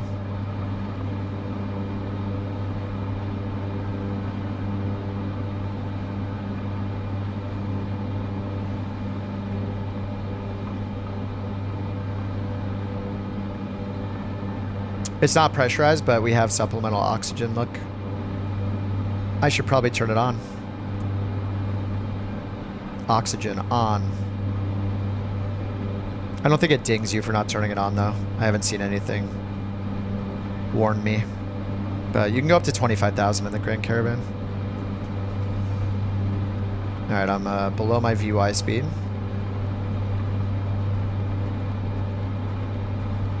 Tank's empty. Wait, you're gonna make me check now. Whoops, I hit wrong button. Oh, it is empty. You're right. The tank is actually empty. Everything's fine. Maybe they'll add that check-in later.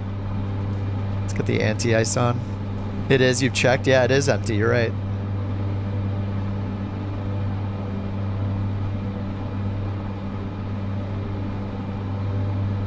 Alright, coming up to 20,000 feet. It's still kind of shaky. Okay, so now the porpoising, you can see the porpoising is kind of nuts already. So we're gonna hit shift 2 so it stabilizes the camera. Look at how crazy the porpoising is. So we're just gonna change altitude select, then hit vertical speed mode. And then, oh no, I have to change it a bit more.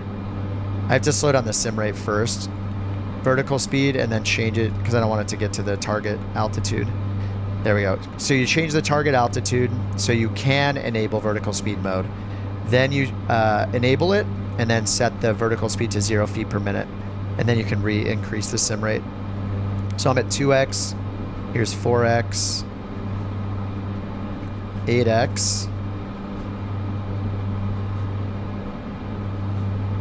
Yeah, this is at 8x right now.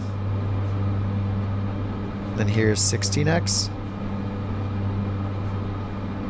Yeah, we're at 16x. You can look at the stopwatch. It's going 8 seconds every half a second. So yeah, just set vertical speed mode to 0 feet per minute.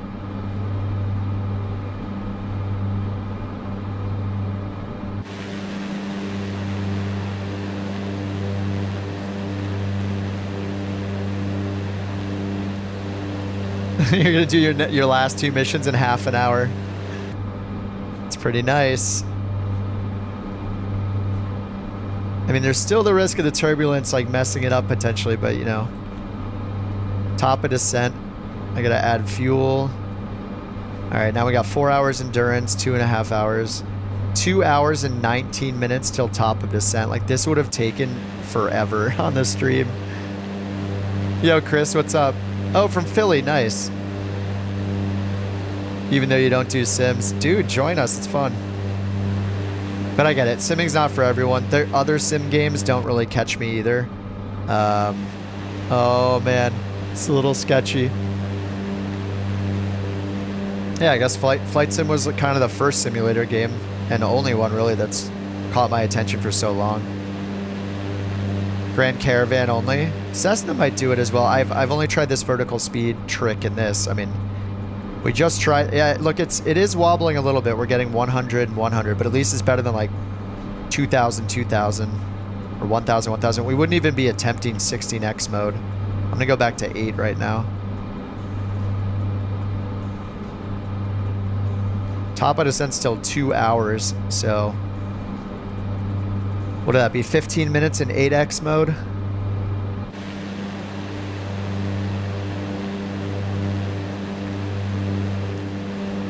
Isn't above 180 and unpressurized going to give you the low oxygen? I think it's per plane. Like, I guess it's just assuming that the Grand Caravan has oxygen on board. We should be able to go to 25,000 with the Grand Caravan. The problem seems to just be in the PC-12. Because I've flown the 787. It's not a global thing in all planes because 787 works fine. Or sorry, 737 MAX 8 works fine. The Asobo one. I've done that a bunch of times in career mode.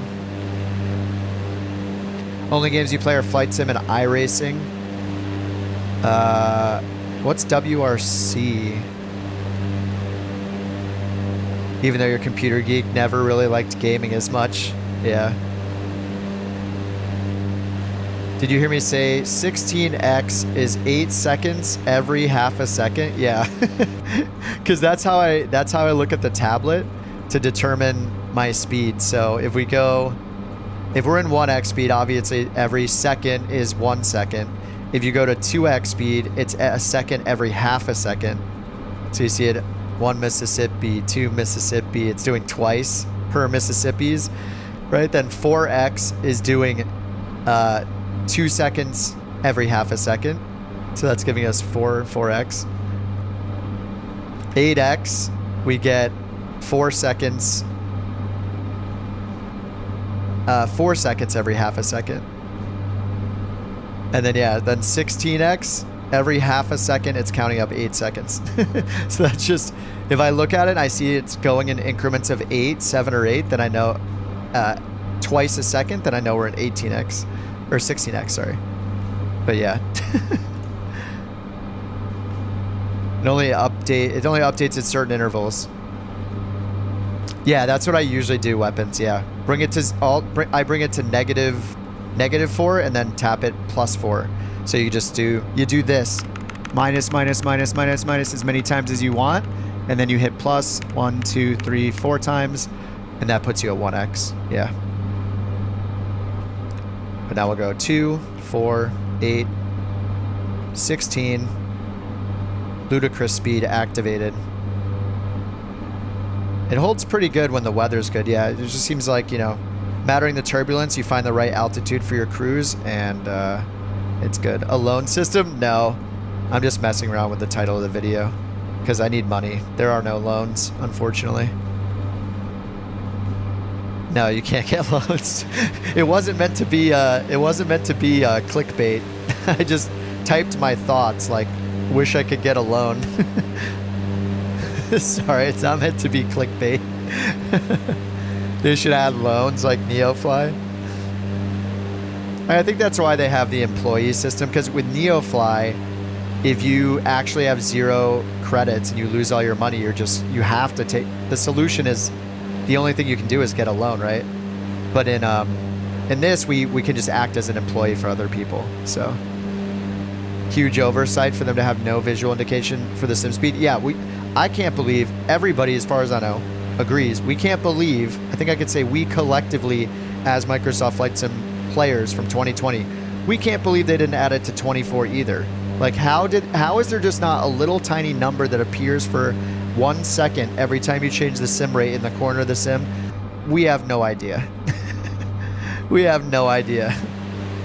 Yeah, the clouds look good. Yeah, we're doing super warp speed right now.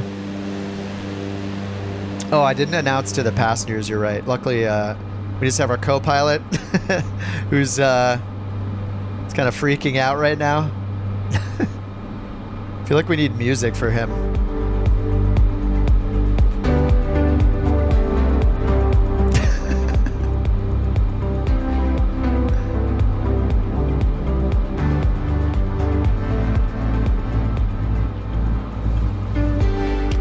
This song doesn't really fit. Hold on, we need a different song.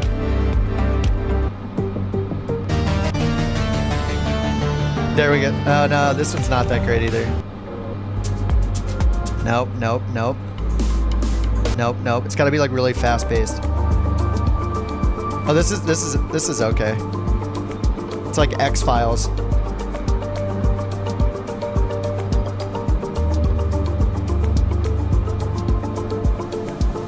Something. Turrets. Looks like I took a picture of myself every day video.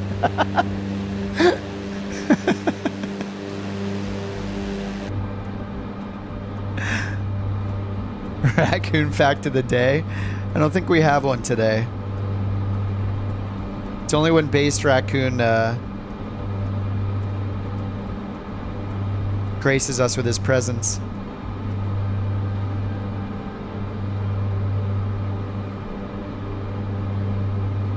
Yeah, Sander is spot on with that description. Took a photo of myself every day for X years or whatever. No good facts yet. Okay, 43 minutes, 42 minutes. We're getting there, 41. All right, so we're gonna go to 2475. We'll bring it up to 2500. Let's set the selected altitude to 2500, arm VNAV.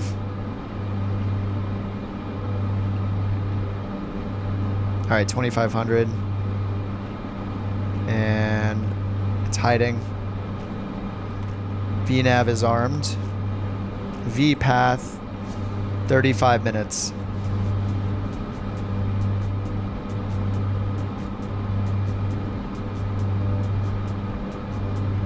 Fake raccoon facts, yes.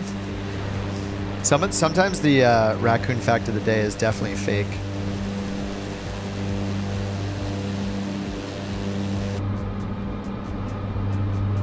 PC-12. If I get 1 million for this mission, I think I'll still be shy like 500,000 for the PC-12.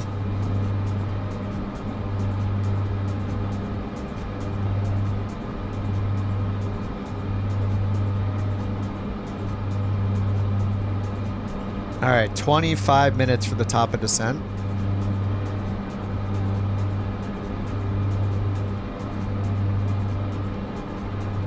We are cruising. No stream yesterday because I made a Vision Jet tutorial. I chipped away at it a little bit each night, but yesterday I just decided to get it done, and I used the whole day to edit, and it was nice to just be able to take breaks and stuff too.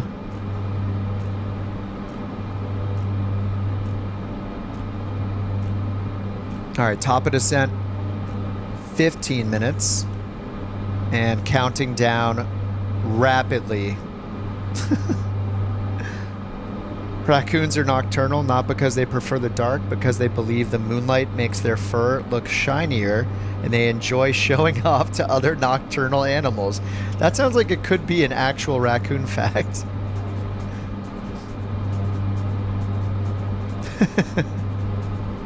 Dude, this top of descent, we love to see it. You love to see it. All right, let's go to 8x, 4x. All right, we're gonna chill out for a minute here. How do you calculate top of descent? The Garmin can calculate a top of descent as long as any altitude has been defined in your flight plan. It'll be able to calculate a top of descent down to that altitude. The easiest way to do it, if you're not doing like an ILS or an RNAV approach, is to just use the visual approaches. So you go into procedures and select a visual approach. When you do that though, you'll probably want to go back to your flight plan and delete the last en route waypoint, or at least delete the last en route waypoint if it's the same as the airport, because otherwise it'll have you fly to the airport, then go outbound and then fly the approach and then come back in. So you just want to remove the need to go directly over the airport first. Sometimes it does that, especially in the G3000. Yeah, I have a whole video on visual approaches. I have videos on pretty much everything you need for the G1000, and with today's tutorial that I posted, I'm kind of starting the G3000 tutorials, but I'm doing it just with the Vision Jet specifically to start. Though if you fly like the TBM 930, that has a G3000 in it as well, or the Cessna Longitude jet has this G5000 that's very similar. But you can apply the same thing from the G1000 videos to the G3000.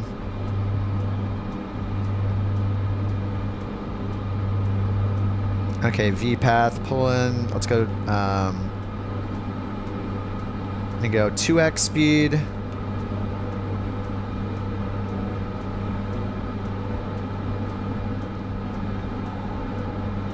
How do you delete on a secondary screen? Over here? How do you delete the waypoint?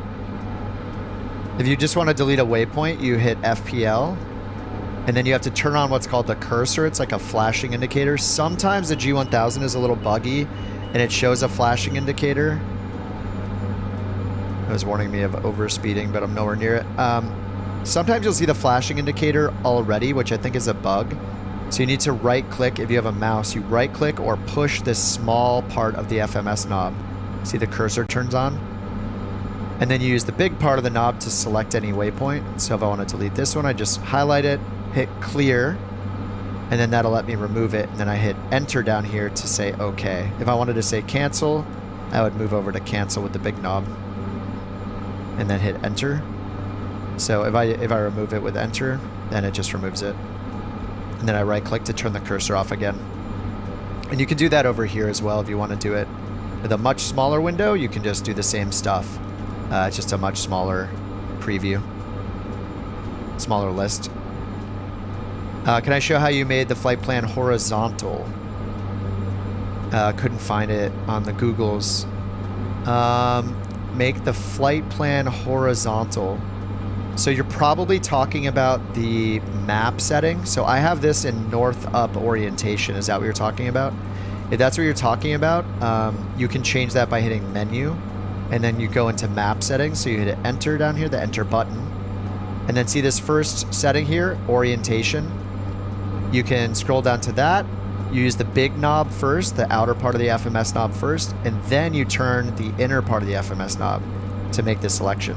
So yours might be in north up or track up, or be doing something where it changes the orientation of the map depending on the zoom level. So this one I think is doing that. If I scroll way in, oh no, I turned it. Did I turn it off?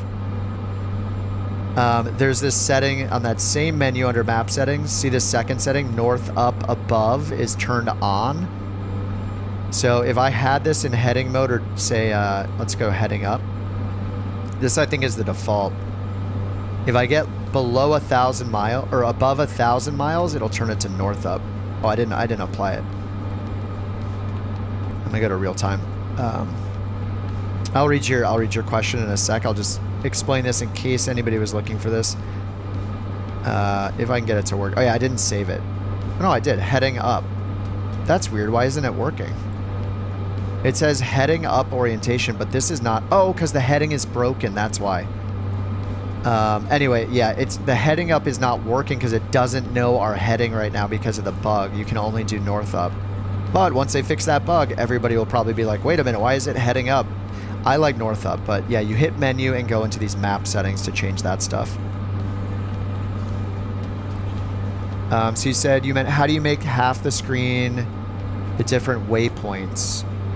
Oh, if you're on the G1000, you just hit flight plan. Right down here, FPL. This button right here, flight plan, it just opens that sidebar when you're on the map screen.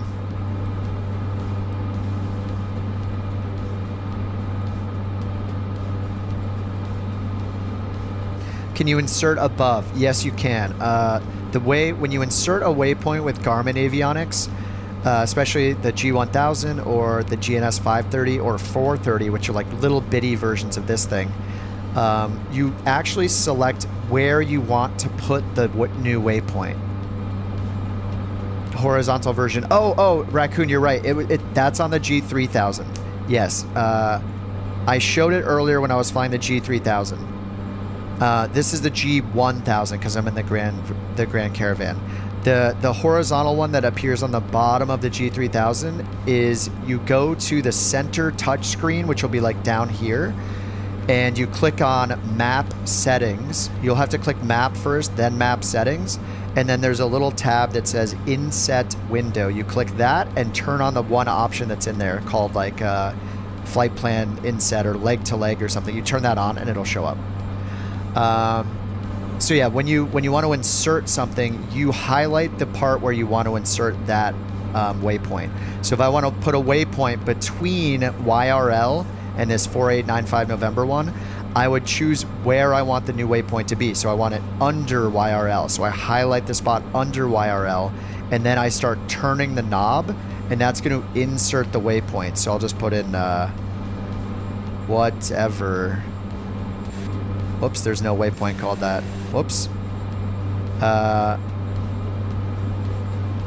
There's a waypoint called weak, I guess. So we'll type that in and hit enter, and then enter again. It's showing duplicates to pick from, how far away they are.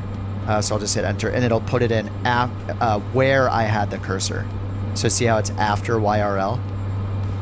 It's a little unintuitive, but yeah, you're basically like you're using the small knob here and turning it as if you're inserting a waypoint on a blank line, like you would down here. You always get that waypoint insert when you turn this small knob. That brings up the waypoint insert. But because you're highlighting one, it's not going to delete it. Only the clear button will delete it. So when you turn that to add a waypoint, it'll put it in to where the cursor is. What is Flight Director? Flight Director is, you can think of Flight Director as like the autopilot's brain before it decides to move the controls and stuff. So the Flight Director is actually, when you have it turned on, it shows up as the magenta part here. The Flight Director is basically like the logic behind what the autopilot should do. And then when you actually engage the autopilot, it's going to follow the Flight Director. So if I turn off the autopilot right now, so you see AP is off, right? And if I hit Flight Director over here, we can turn the Flight Director off too. So right now I have no Flight Director, no autopilot. If I just turn the Flight Director on, and I'm gonna move around here, see how it says roll and pitch? The magenta part is the Flight Director, basically. This is showing us where we need to aim the yellow, like our current attitude at, right here, in order to achieve what the autopilot's set up for. So if I change my autopilot here to say command a climb, actually we're gonna have a descent soon. So if I say vertical speed to go down to 2,500 feet, and I command vertical speed 1,500 feet per minute, see the Flight Director moving? It's now moving down. I'll keep turning that down, right? Let's turn it down to 2,000, 2,500 feet per minute. See the Flight Director moving? That magenta line is moving down to tell me exactly where to aim to achieve what we have set here. So if I point down and I match it as best I can manually, we're going to achieve the 25 feet per minute descent and holding our bank that we had before slightly to the right. So roll mode is holding right. So now if I command something different, I'm going to go heading mode sync and heading mode. The Flight Director is going to look, it's leveling out. Now it's telling me I need to turn this way in order to achieve a 242 heading mode. A 242 heading. So now if I take the heading and I pull it to the left where I want to go, see the Flight Director turning, it's commanding a turn. I'm gonna overspeed here. Uh-oh, I hope I don't end the mission. Ooh, I could actually end the mission by doing that. So anyway, when you turn on autopilot, I'm gonna go back to altitude hold mode. When you turn on autopilot, all it's really doing is saying, hey, Flight Director, where am I supposed to go? It just looks at the Flight Director, actually. It's just looking at this, and it's just matching the yellow, using its authority over the controls, like your yoke, like the ailerons, your elevator, and probably like your pitch trim. As soon as I turn the autopilot on, it's going to just do what I was doing and move this yellow bird up to the magenta bird. if it can. I didn't have any power in, so it couldn't actually achieve it. But now that I'm giving it power, it can do that. So anyway, let's go ahead and get this recovered here. So we need nav mode, and then we need to start our descent and get back onto course. And then we'll hit VNAV. And we'll just get back down. What were we doing? 2480, 2500 feet we're trying to get down to. But yeah, the flight director is showing what the autopilot's calculated to do, and then when you turn on the autopilot, it will aim at the flight director, essentially.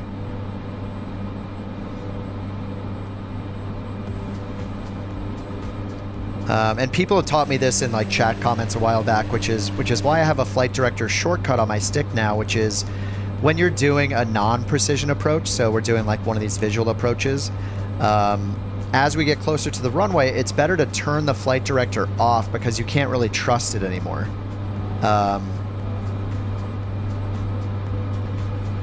So that's why I have a shortcut now to toggle the flight director off, just to clean up the PFD here when I'm on final.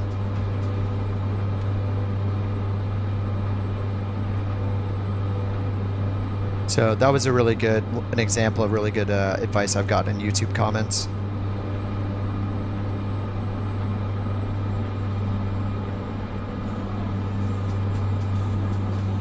Company for PC-12. I think you can only do cargo right now. Can you get the passenger variant? I'm not sure. 100,000 for the overspeed? Oh man. Sorry for causing the overspeed. No, it's my fault. I had to bring it down to 2,500 feet per minute. And I know I can't right now in the Caravan because of the idle bug. I can't pull the throttle to full idle. So if I pull it to full idle, watch what happens to the torque. Whoa. It's not too bad, actually. It goes to the negatives, and now it's at 400. And then as soon as I add a tiny bit, then it'll go... Yeah, it's just really weird right now.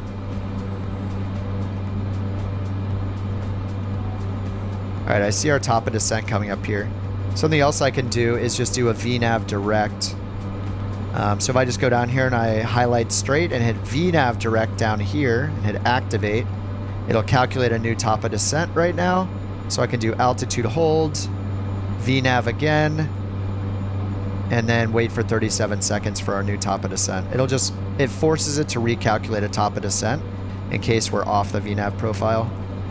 I think it actually does the same exact thing if you just do a regular direct to, like this, direct to, enter, enter. Oh, it's not letting me. Huh. Anyway, VNAV direct worked in that case. You don't think it's a bug it can go into beta? Oh, do you think it's a bug where it's pulling it into beta instead of idle, even though I have the separate beta mode I have to trigger on?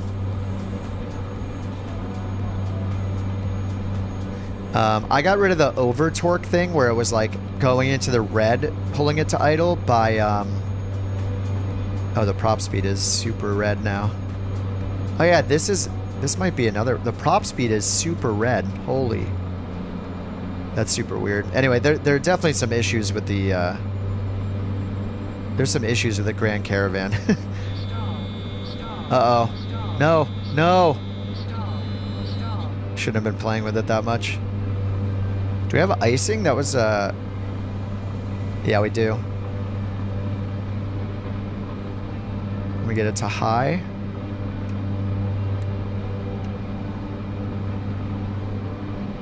Alright, we're coming up on our new VNAV top of descent.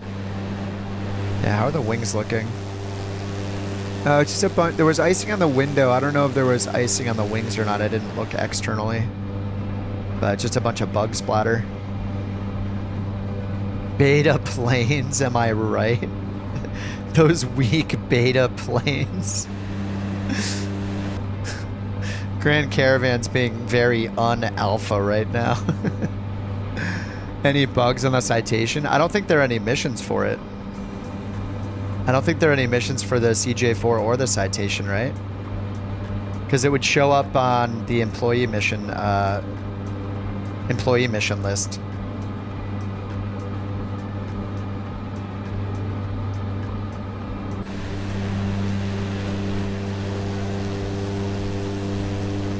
Citation. There are... Yeah, PC-12 only has cargo missions right now, I think. No, there wasn't a patch, but we're expecting it tomorrow or Thursday.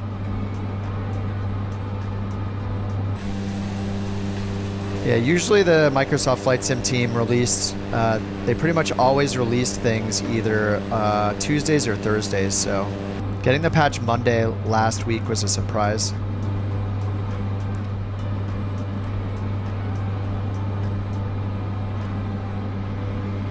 Clean the windshield, that would be awesome. We can't even open this window. I miss the in the analog caravan you can open that little storm window. Alright, back to normal on the anti-ice. It's -5. It's pretty clear now. I think I can probably turn it off. Alright, let's sync the heading bug. We're going down to 2,500 feet. I'll just sync the altimeter to local. Whoa. We were lower than we were supposed to be. Alright, we'll give the Grand Caravan a little photo shoot, even though it's gross looking.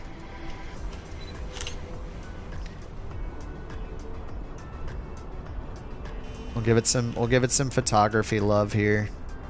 Poor guy.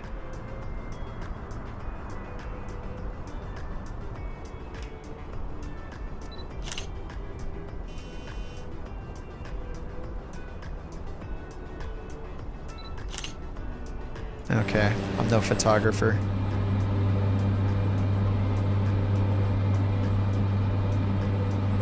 G2 reverse thrust? No, it does not. But the brakes are so strong, Michael, that you don't really need it.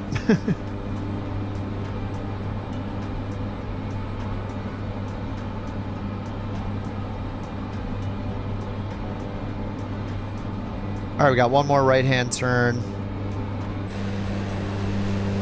Is that the airport right there?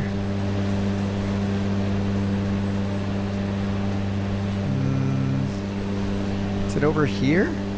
It's very blurry. Oh, there's a field right here. Nearest airport list. Traffic. Announce overflying airport. 021 flying over the airport. Wait, that's not an airport, it's a building. It looks like runways. This looks like runways, doesn't it? Now, why would that second runway be that short? It looks like taxiways in a runway. It's two buildings. I am stupid. Alright. Don't listen to anything in the new tutorial.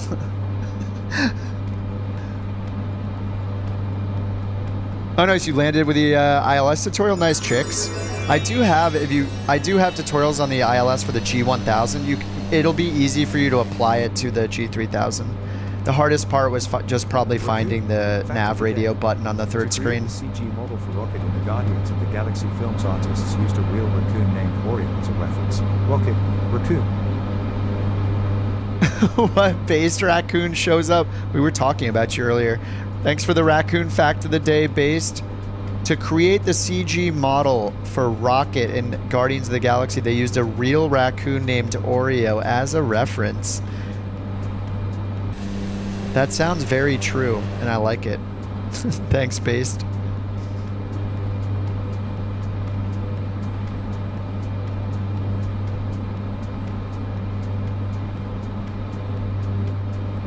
Alright, one right turn coming up. Can we see the field yet? Is that it over there? I can't tell. It's too blurry.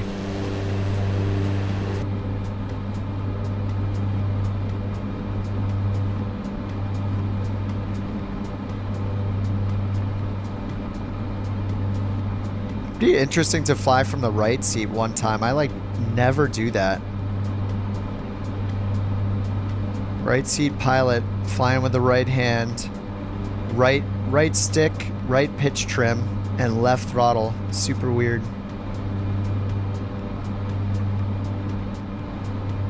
Alright, here comes the turn to final.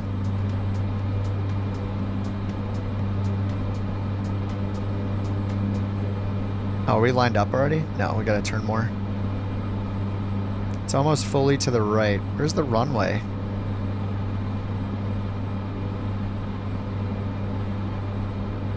It's so hard to find the runway until I'm like right lined up with it.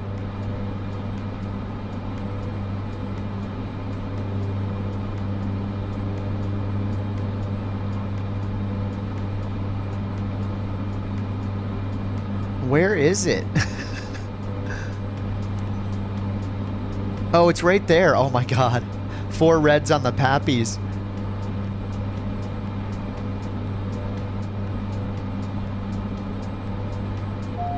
Alright, let's turn the autopilot off. And like I talked about a little while ago, we'll turn the flight director off too. Because it's not going to give us any accurate guidance for this kind of approach, this visual approach. Oh, Michael says, I'm a controller for 25 years, can tell you how many times pilots at an airport in sight 8 to 10 miles out. After going on flights in GA aircraft, it's insane how small the world is. Do you think that they're just really good, or that they're just lying to get done with the frequency and switch to the advisory frequency or to the tower or something? All right, 2 whites on the Pappies. I'm gonna do my best to get it into idle, but I don't want to break the engine with the weird prop behavior. The latter for sure. I gotta get flaps out. We're under 150, so I should be able to do flaps 1. See, no penalty. Flaps 2, 120. 500. How often did you hear correct enunciation? I know, I wish the flight director would turn the pathways off too. It's kind of distracting actually. I can turn those off in the PFD options button area, but... Alright, full flaps. We got a 22 knot headwind. Look at that, 25 knot headwind.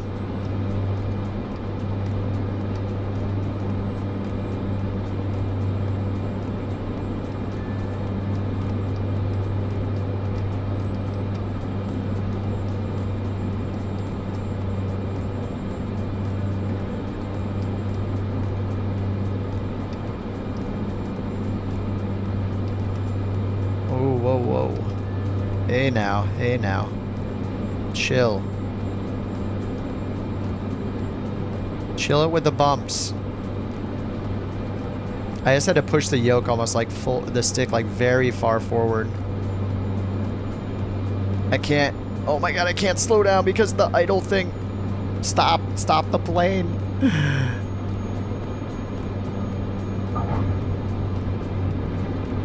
Oh my god, the wind is insane.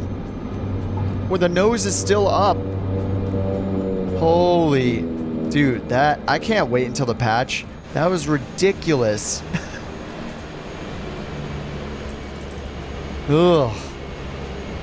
Good thing this thing has... Like, this is like landing with the Vision Jet. I know the Vision Jet will probably very unrealistically has extremely powerful braking. This has extremely powerful reverse, but I mean, I believe it in the Caravan. I don't really believe it in the Vision Jet, but who knows? Charlie Zulu Romeo Juliet that was quite a bit. November 97021 is taxiing to parking.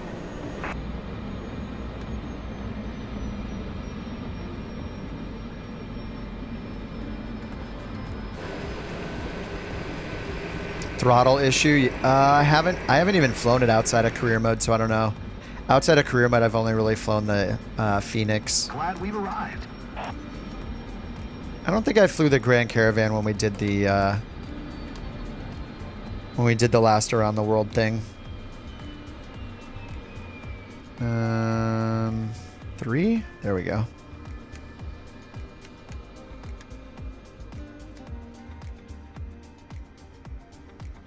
Oh yeah, could the circuit breakers pop out in this? I never checked them. I never checked the circuit breakers to see. Okay, a little better on the airline procedures this time. No CTD, what's the difference? I did turn off FSLTL when I had to restart earlier. It wouldn't surprise me if FSLTL was the problem, because as soon as the wheels touch down, I bet there's some logic that's like, oh, hey, you're on, oh my God, 1.1 million. I bet there's some FSLTL, or sorry, Microsoft Flight Sim logic that when you touch the wheels to the ground, it loads in tons of stuff, including grounded planes that are like parked. And I bet when that happens and it tries to load in like 30 FSLTL models, it crashes it. That's my working theory, considering I uninstalled it, restarted, and then no crashes now. Slowly getting that reputation back. Okay, we're back to A. Can't believe it went from S tier, like here on S tier, to D. 0% reputation from one flight. It's ridiculous.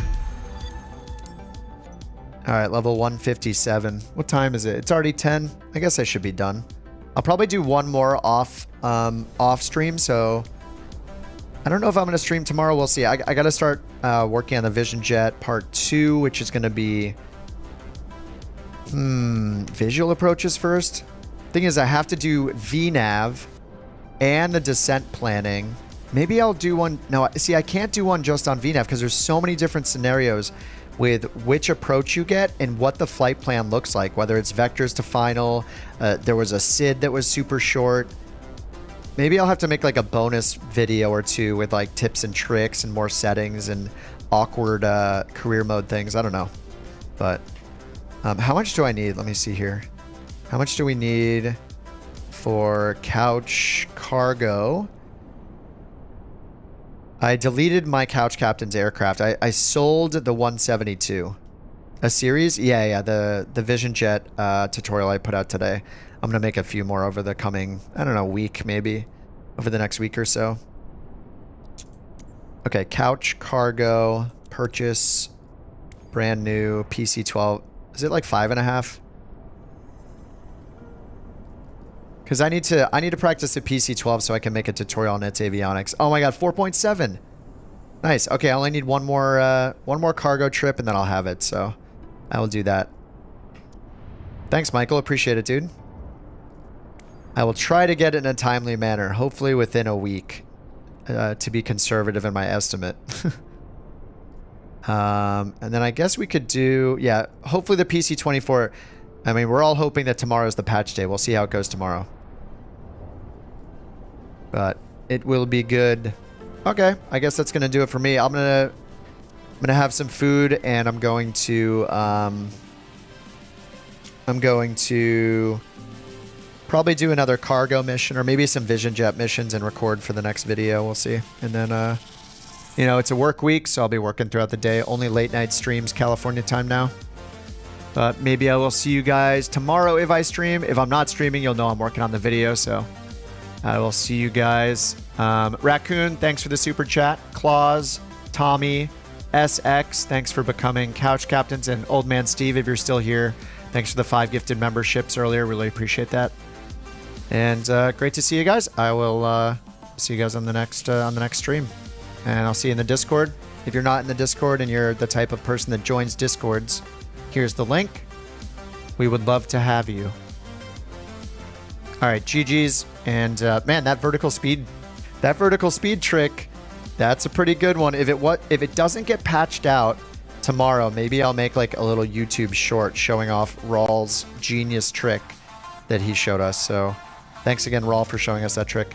All right, guys, have a good night or day, and I'll see you on the next one. Bye-bye. Good games.